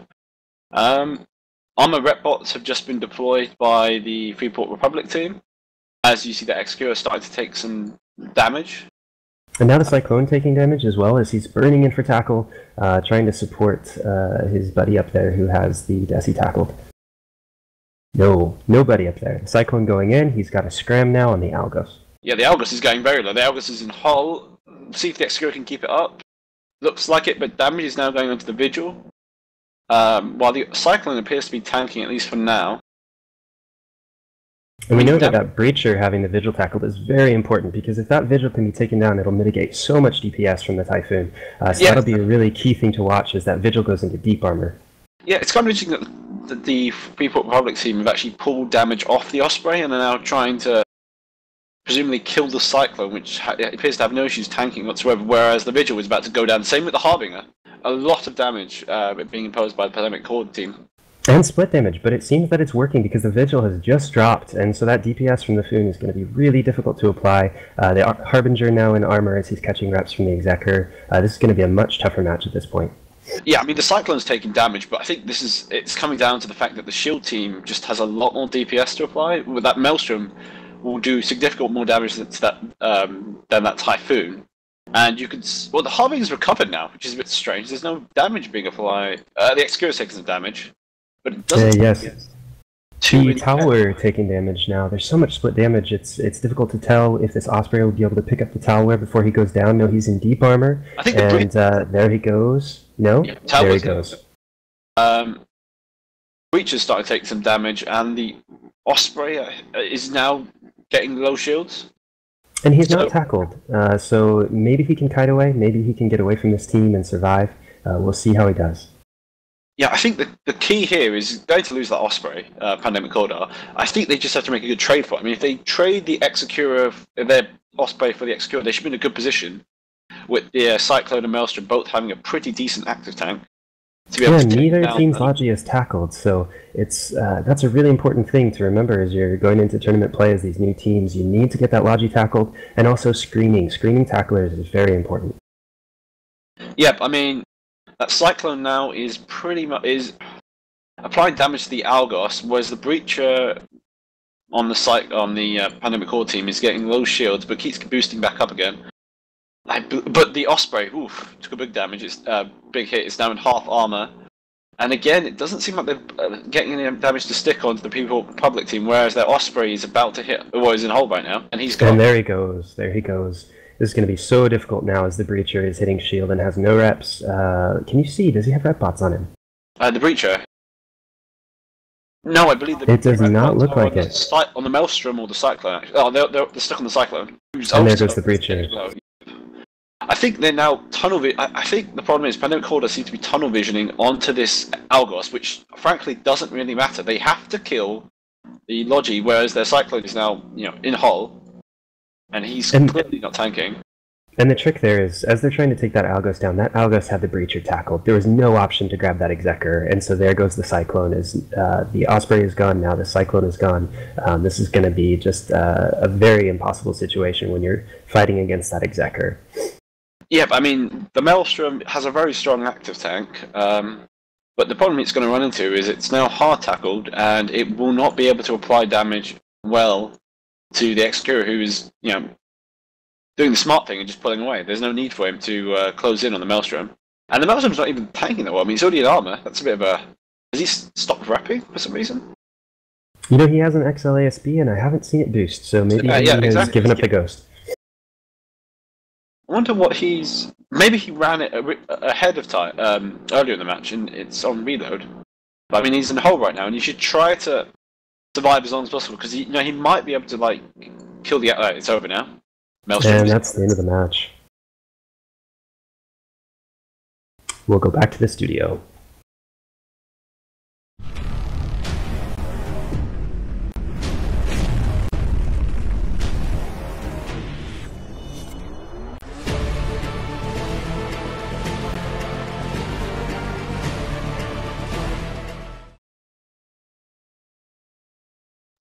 Okay, we saw another Shield team there get absolutely destroyed. That match felt like it was over before it began. Madden, tell us what's going on with the Shield teams tonight. Yeah, I think the Shield teams are just not going to be able to succeed because you're seeing the Scythe and the Osprey, the Shield rep ships they've got the option of, don't have any self-rep. And without some sort of medium ancillary shield booster or even just a Tech 2, they can't survive. You saw that Osprey, it went through shields, half armor, and then it's not repping back up because what's it gonna do? It can't help itself. And if the Logi pilot can't help himself, it doesn't do a lot of good that he's helping everybody else because at the end of the day they're just gonna be like, wait a second, I can just take care of this Osprey. All right, bye Osprey, and then you saw the team just entirely collapse. It was gone. Yeah, man. SFC, what did you think of the target calling in this match? Really, what have you thought of the target calling overall? Have people been showing solid decision making, or has it been a bit all over the place? I mean, Horde did a good move, and they're trying to just make the Logi decide to either save the Harbinger and lose a Vigil, or save the Vigil and lose the Harbinger. And the Logi on Pretty's team did the good move to save the Harbinger, but it's a really good way to and what's good is they had the Maelstrom and the Cyclone shooting the Harbinger, really taking chunks out of its armor, and they had the Breacher in the tower just harassing the Vigil, and obviously the Executor can't. It's only got 4 reps. It can't do it both. As you saw, it basically had to decide. But at the same time, just like Madden said, the Osprey and the Scythe, the fits that they have, I feel the Executor just has the self-repo. You saw him burn around. And just kite for a bit and just rep them off. But I actually think that with the Tech 2 bots, and I think they could make it work. I think you could maybe, if they're AB, I think you could potentially make it kind of work. But yeah, we'll see. Yeah, man. Rain, we haven't heard from you in a little while. We've had 5 matches now, so every team has played once so far. We're going to see them all play once more again tonight. Do you have a favourite match so far, one that stands out? Any favourite ships, any favourite moments from the first 5 matches? Not so far. I really want to see a really close match where it's kind of unpredictable who wins. So I'm kind of hoping for that. Like first matches, all the teams got to get used to flying, used to competing, etc. So now, like especially when performing live. So now I'm really excited to see if we're gonna have closer matches now that they've kind of see what's been winning versus what hasn't. Yeah, got their hands in, got ready to go. Now, Hoodie, my friend, tell me, we've seen shield setups get destroyed so far tonight. They're just not standing a chance. Madden gave us some ideas of why that might be. Do you think shield can work in the current rules set, or do we need to change the fits around before any shield teams are going to be victorious? No, I absolutely think Shield can work. Shield obviously has a few disadvantages over Armor in the setups that we've already seen, but I think if you play aggressively enough, you pick your ships right, I think Shield can still be extremely strong. I've been able to test a couple of these setups myself in our test runs, and we have been able to make it work there. I'm really excited to see if there's going to be a team that makes the choices for a more aggressive Shield team and see how that works out. Awesome. So it looks like we've got some points up here. So looking through the matches now, Team Scram have got 2 points. Team Kanye have 20 points. Team Scrub have 20 points. Team Johnny have 20 points. Team Pretty have 20 points. And then if we go to the other side, that's not on the spreadsheet yet. No, wait, yes it is. Yes it is. We're good. We're good. Team Breakfast has 19 points. The Team Dank Memes has 9 points. Team Enemies has 0 points. Team Footwork have 2 points. And hashtag Clever Girls is on 1 point. They're not at the bottom, but they are only on 1 point. So this is to everyone. Have you seen any teams you particularly like tonight? Have you seen any really strong showings, really poor showings that disappoint you? I mean, of the teams, like, who's a personal favorite so far? Let's go through the list. Starting with my man Suetonia. Oh, I really like Team Scrub because there's a lot of like Germans from Warlords and Camel Empire in them. Hoodie? I'm actually going to go with Scram Scene Investigation. Had a really strong first showing, and I think they're going to do really good. Solomon?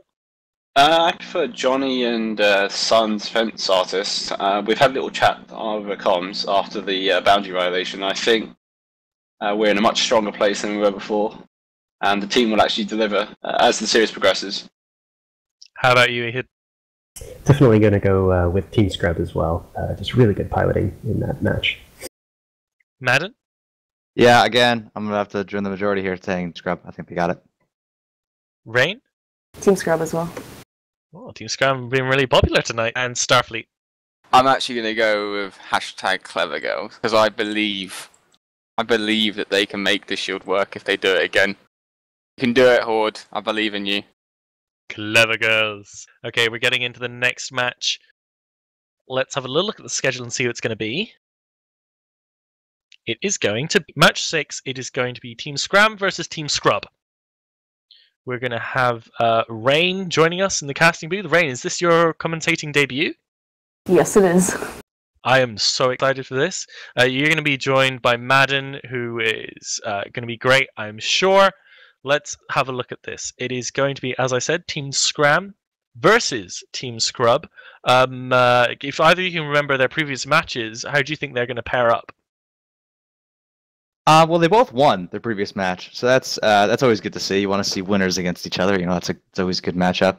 I think they both have some good backgrounds. You know, they've played in this kind of environment before. At least they've thought about it. Some really good pilots, and I think it'll make for a fun match to watch. Awesome. Let's go into the match then. Team Scram versus Team Scrub.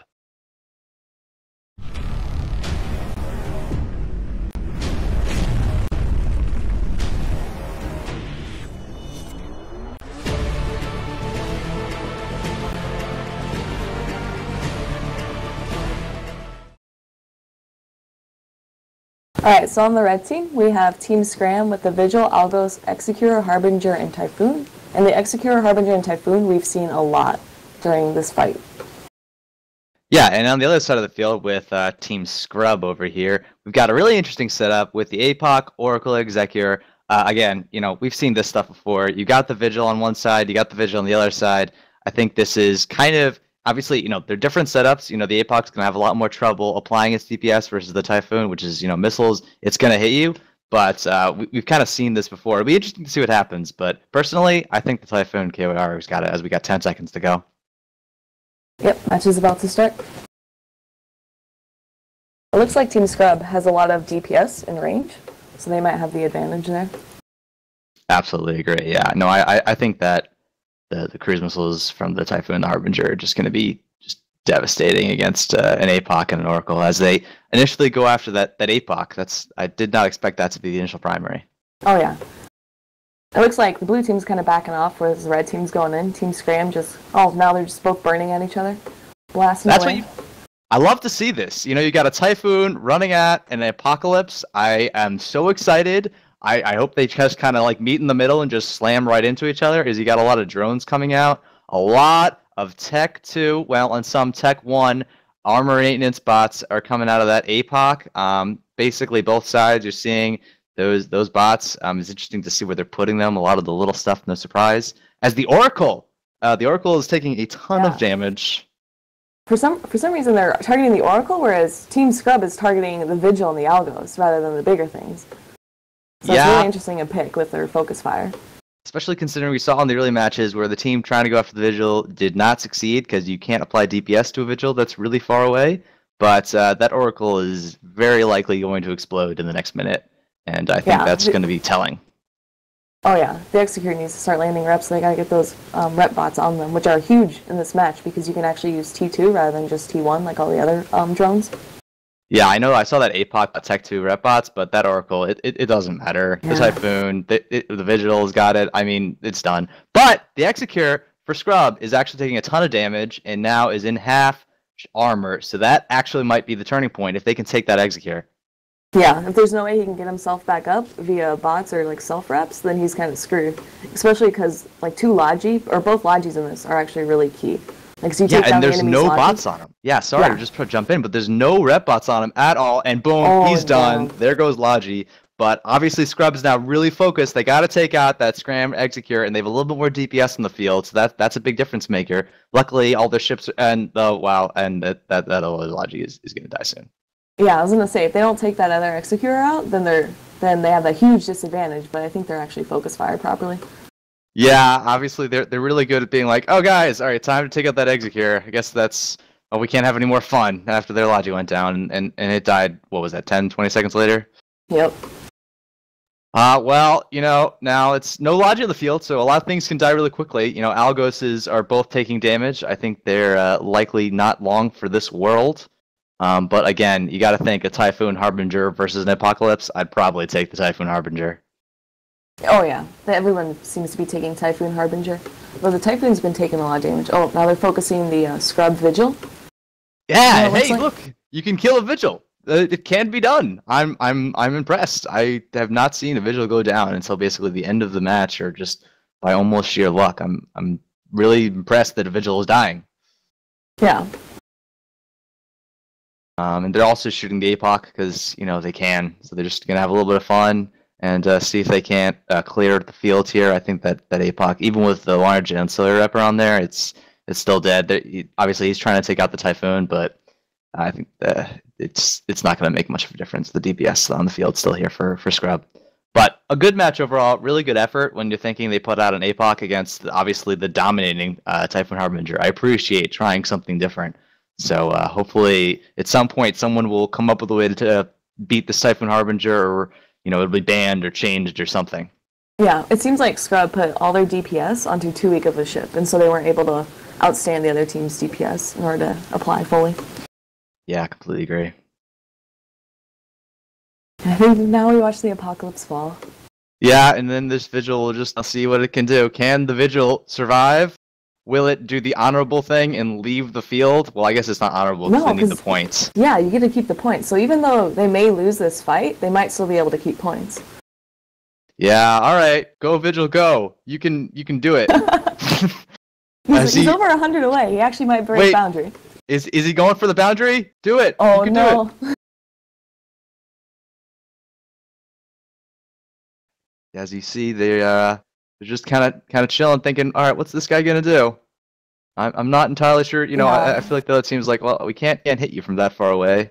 Well, See they're the bringing you do have Asgard. He's making his way, but yeah, it's not really a great matchup. Vigil versus Vigil. I don't know if either one wins.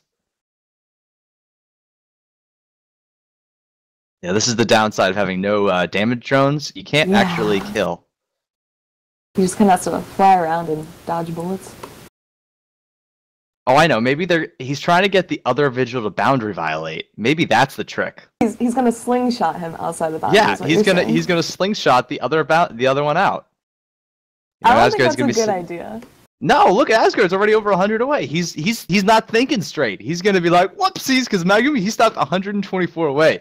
If Asgard leaves this field, Megumi will be literally the biggest hero to ever play this game. I just almost hope that Asgard's like, whoopsies, oh guys. Well, he is 124 out, so if he does but he manage to slingshot him. stopped. But Asgard just straight stopped. He's like, wait. What's he thinking? He's not using his micro, so he's playing it cautiously. Yeah. And Megumi's dead. So we know this... match is over. All right. Take it back to the booth.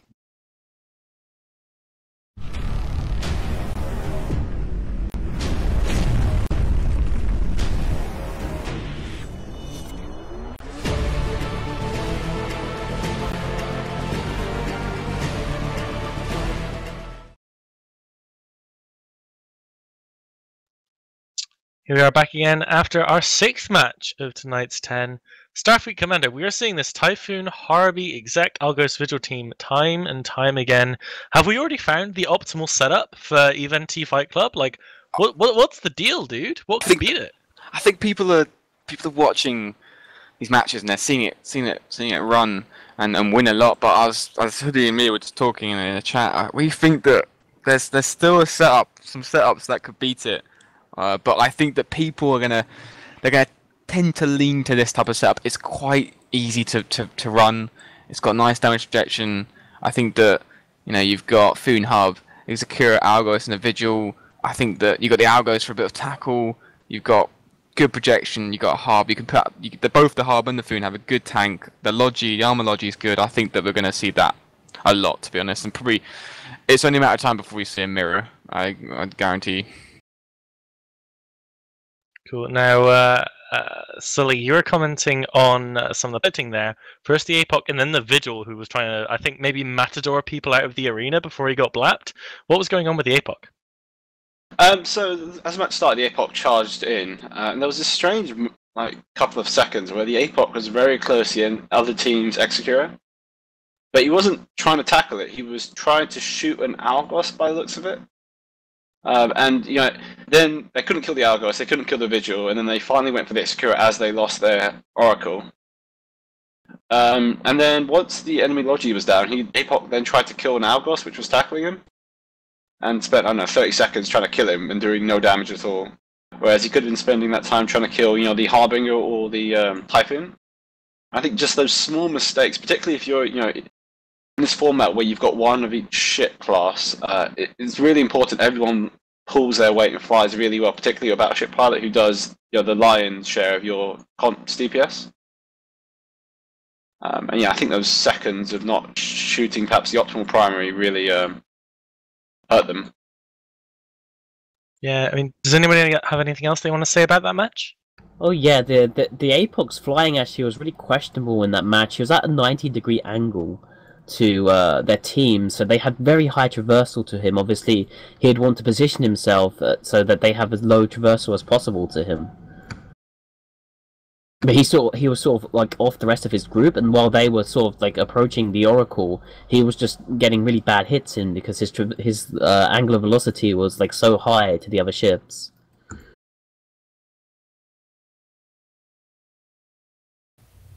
Another interesting thing to note was the Typhoon coming in for tackle was a really easy primary call for Scrub Squad at the beginning, but they didn't primary it. You know, we had Madden screaming about these two battleships running to bounce into each other like knights on a jousting field, and yet they didn't primary that Typhoon when he was really far away from the Logi. And I feel like that might have been a mistake that could have been a really good point for them to draw the enemy Logi in, but Scrub didn't make that call, and they could have primaried that Typhoon. Might have made for a very different match. Yeah, I mean, once again, like, these decisions, these piloting errors, this isn't just comp on comp. Like, we're seeing a predominant comp come out, you know, this Typhoon comp, but, you know, the decision making, the piloting is still such a big part of it. We were discussing earlier with Sully why and what's so important. Rain, how do you feel after your first commenting going? How do you feel that went for you? Did you have fun? Yeah, it was actually really fun. I feel like I noticed a lot more than when I'm just casually watching. Yeah, awesome. So our next match, let's have a little look here. It is going to be between... here we go, match 7. It's going to be Johnny the Fencer's Sully's team versus the Democratic Republic of Kanye. We have Team Johnny landing here on grid. We're just waiting for Team Scrub. Not Team Scrub, Team Kanye. This is going to be commentated by Hoodie Mafia and Sully. Just noticing that, actually, never mind. So we've got Hoodie and Sully casting this. Why don't you tell us a little about these teams, guys? Tell us how they've done so far and what you hope to see from them in this match. All right. Well, obviously, the team of Tuskers, in this case, that is Johnny, if I'm correct. You know, played well the last time round, or the last game, but unfortunately ran out of the arena edge with their Harbinger, so hopefully they're going to be able to stay in right now. Yeah, I mean, it's interesting, they've actually bought a very similar setup, and yeah, they were the team, the only teams thus far to boundary, despite some excellent attempts last game of trying to get the other team to boundary. Yeah, exactly. The Republic of... Sorry, go ahead. Yeah, on the other side we have the Republic of Kanye, which I believe won their previous series, but I'm not 100% sure. I'm trying to get the match results up right now. I agree with. I tend to agree with you. It was a pretty close match, and I know that much, but I don't know exactly what side did get the win there. I'm sure we'll get that confirmed at some point. Yeah, I think Kanye won the last match yet, which was match 2 for the second match of the day. They had the Abaddons, by the way, just to quickly come in. They had the Abaddon set up. Oh, Kanye beat Test. Yeah, it was 20-9. Those. Cool. Okay. I think we are just about getting ready. In fact, no, we're not. Sorry, that's my mistake. Looking at completely the wrong thing. 2-minute delay here. Sorry. No worries. That just gives us some more time to spend with our friends on comms. Quick reminder, guys, I'm more than happy to field questions you have for any of the analysts or commentators. Send them to me at CallMeApoth on Twitter. Once again, that's at CallMeApoth. Let's have a little look at the chat. We've got some lovely Abaddon coming out from Habit Gaming. We've got some requests from tromboning for some transcoding. You do not want me to get my bone out on stream. I would immediately get banned from Twitch. It is behind me. You can just see its head poking out there. Oh, wait. That went more dirty than I meant it to. Sorry. I apologize. I'm a bad person. No. So, yeah, let's talk about the teams. So we've got the Tuskers team. Now, they are flying under the name Johnny here. They are, a pretty experienced Alliance tournament team. You've entered how many Alliance tournaments now, Sully? So we've entered 2. I think it's worth noting that, and I keep saying I believe only 6 of the 10 members of the team are Tuskers, and most of them haven't actually flown in the Alliance tournament before, but obviously they've helped us, particularly with some of the help run some of the practice for the main EVE-NT Collides tournament. Yeah, so, when you're an Alliance tournament team, very strong Alliance tournament team, and you're looking to go into this Fight Club event as well as having your main guys in the Collides, how does it come to practicing with each other, with rigging different setups? Do you have to give certain time to the Collides team and certain time to the Fight Club? How do you manage that as a single Alliance? They're basically ran as two completely separate teams. We've got some guys who, from the Collides team who help them with this because, numbers. It's in a 5 versus 5 format. You're not always going to have all 10 of your guys on at the same time to practice. I think there's been a bit of there's been a bit of theory crafting help as well, but mostly we're letting them get the experience they want because rather than us possibly handhold them, because the format is completely different, and it is a really good opportunity to get into tournament play at a more casual level than a 12 versus 12 of the Alliance tournament. What would you say to a team that's looking to get involved in something like this, trying a tournament format for maybe the first time? Maybe they don't have any experience, but they, watch the stream, they watch other tournament streams, they go, yeah, we want to get involved in this. What's like the first step in practicing and setting up a team? I think you obviously need to find enough guys to make a team. Particularly in this format, it's not too difficult, particularly if it's a co-op team. I think Test Alliance have this practice they run every week on a Saturday evening on Singularity, which I think is a good way to practice against other teams. Maybe not in this exact format, in a tournament format of some kind, as well as obviously run your own little internal practices or run them against other teams who are possibly more experienced than yourselves. Okay, we do finally have the blue team landing on grid now. A match, I think people are... we're not going to see anything new in terms of setups here, but we are, I hope, going to see some new piloting, some new decision making. So let's go into the match. Match 7? Are we already on 7? We are. Wow, we're on match 7 of EVE-NC Fight Club.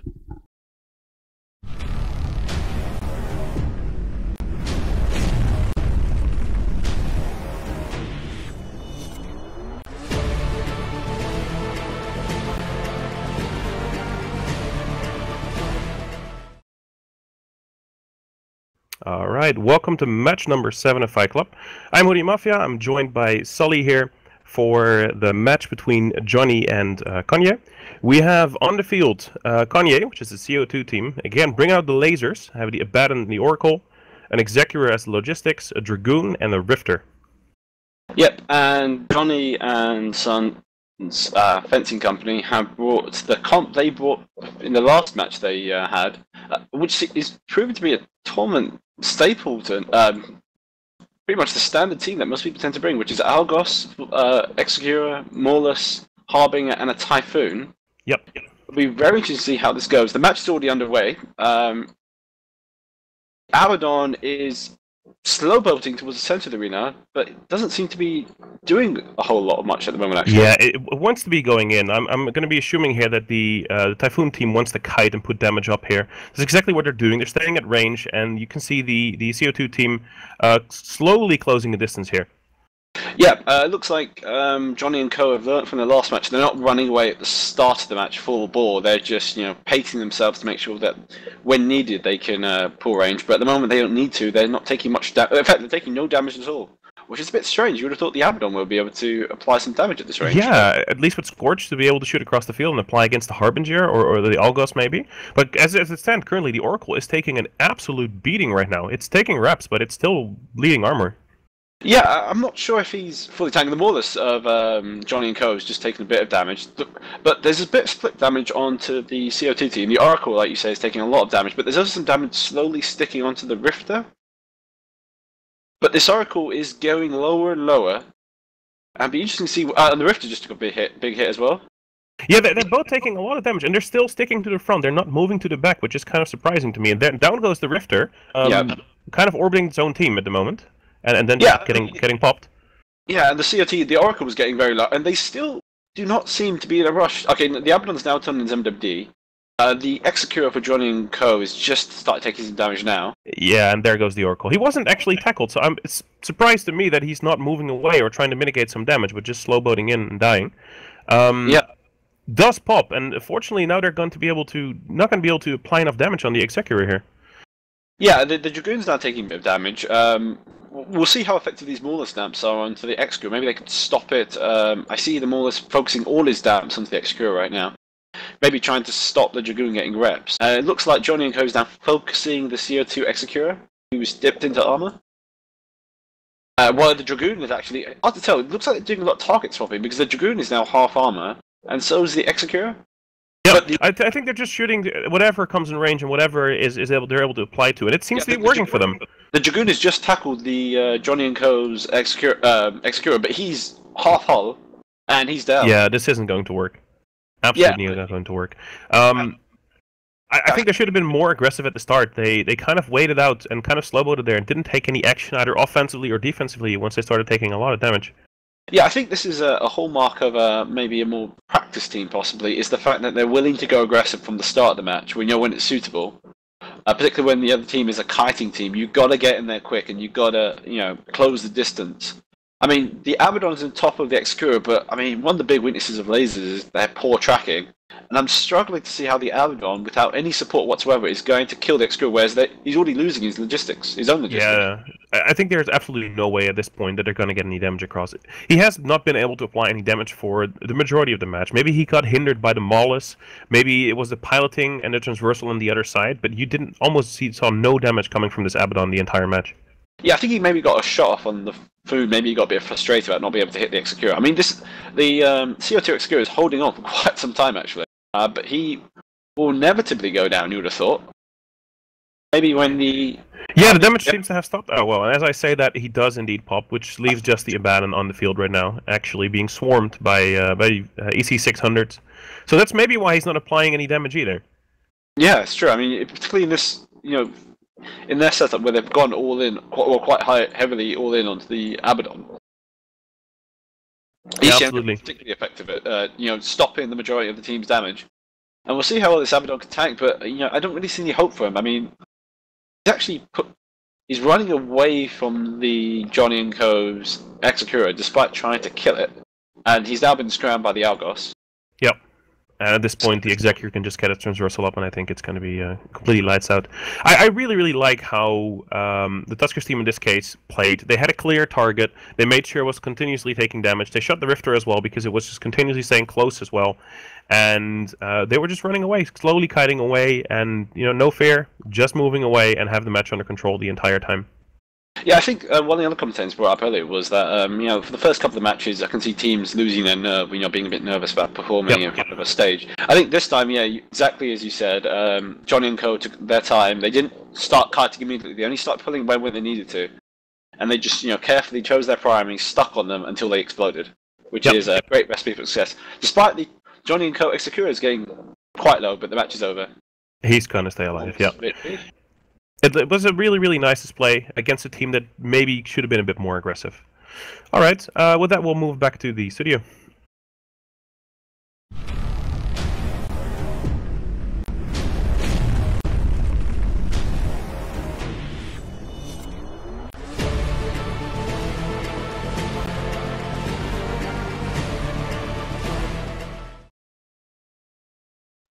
Seven down, 3 to go. Here we are on the first day of Eventy Fight Club. Ehud, buddy, tell me a little bit here about the relative team experience that you said you wanted to mention, with Tuskers picking up a fantastic solid win there, not losing a single ship, bagging them 20 whole points without losing a single one. Yeah, I definitely think that we saw a little bit of a mismatch there as far as experience. I had an eye on that CO2 team at the beginning, especially on their drones. And what's interesting is when you get in this high-intensity match, it's really difficult to remember all the things. And drones are a really big key to that. That Oracle was taking so much armor damage, and there were medium rep bots just chilling around the CO2 Executor, doing nothing. And that's the kind of thing that as you gain experience in this setup, you remember, I've got to do things with my drones. I've got to, manage my primary and, put the Logi rep bots on the primary on our team that's going down. And he received those armor rep bots as he was in deep hole. And so that's the thing to note. There's so much going on for these pilots. I think it's a really good experience for them, but it's going to be really difficult to remember all those things because they definitely add up. There was also another success for the Johnny's and Sons fencing team, and that Zoe managed to stay in the arena. Congratulations, Zoe. You are now 50% accurate in staying inside the arena. Well done for that. Bayard J, the master of ceremonies, the real power behind the throne here, is asking why there aren't any Drakes, being seen. So guys, tell me, where are the Drakes? I think there's two reasons. I think I don't know, 78% of the Contra have seen it being armor, and the Drake is available for use in this format is a shield Drake, unfortunately. And I think the other reason was people think of in this sort of format, think of a battlecruiser, they think of one that will do high DPS, be very fast, have a very strong tank. But the Drake is sort of, it doesn't stand out in any real way, I don't think. So I'm not sure I think that probably contributes to its non-popularity at the moment. So you're saying it's not very good, so people aren't flying it. Is that what you're saying? Well, it might be. I don't know. I think it's all right. I think it's above average, but it's not amazing at any one thing. Which is generally the harbinger that we see being commonly fielded is just a very good source of damage application at range, whereas the Drake doesn't have anything like that. It's amazingly good at. Cool. So Starfleet, tell us about the EC drone horde we've been seeing in the most recent matches. I mean, we've seen the EC drones, but I don't think. I mean, we were talking about them a couple of matches ago, but I don't think they're worth it. I think it's whenever I've been in the Alliance tournament and we've discussed EC setups as a general, just ECM setups. So setups are just based on ECM. We always come down to the fact that you're putting it all down to chance. It is just a chance game. It's just some numbers that can sometimes go in your favour, and most of the time, when you want them to go in your favour, they're not going to go in your favour.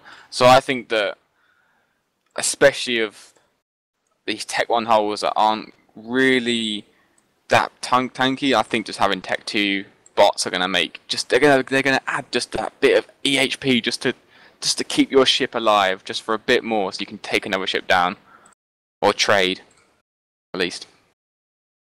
Okay, after our Drake discussion, Madden wants to talk about the Armor Drake. I need to let him talk about the Armor Drake. Thank you. I think it's really important for us to point out here, there's a great opportunity for us to switch up the meta entirely and bring out the Armored Drake. Now, no one expects the Armored Drake, and some would argue that's for good reason, but I think the Armored Drake is an underrated ship. Really good opportunity to just completely blow a team out of the water when they least expect it. They think Drake, oh wait, I know that fitting because we'd have to give them the fitting. It's an Armored Drake, that's terrible. But when then they come out and it's got, Armor Drake powers, it's got this in the bag. Nice. Okay, we've got the teams for our next match landing on field. Let's have a quick look at who it's going to be. It is going to be match number 8.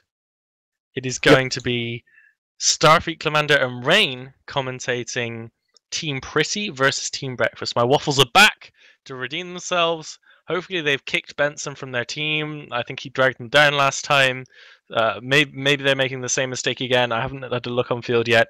But let's have a little quick talk about what these teams have done before between Rain and SFC. How have they done so far in their first match?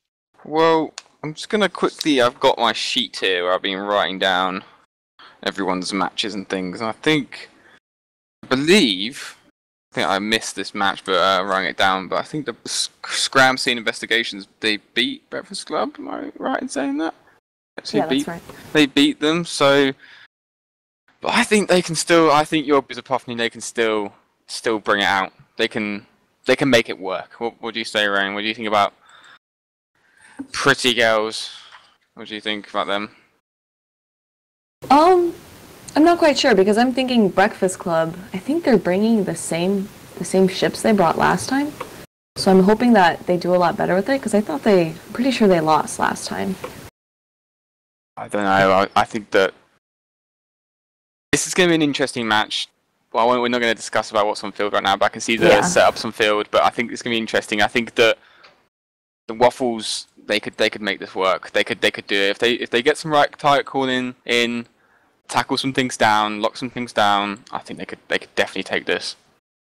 I am contractually obliged to ask the following question to you: do you, in fact, like waffles? I can have gluten-free waffles. If they're gluten-free, I like waffles.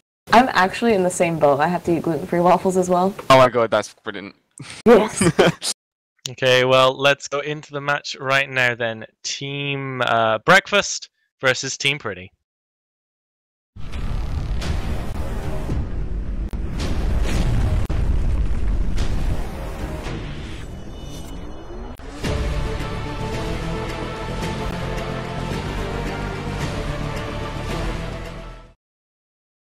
Alright guys, welcome back to the 8th match of the Fight Club today with Waffles against the Team Pretty.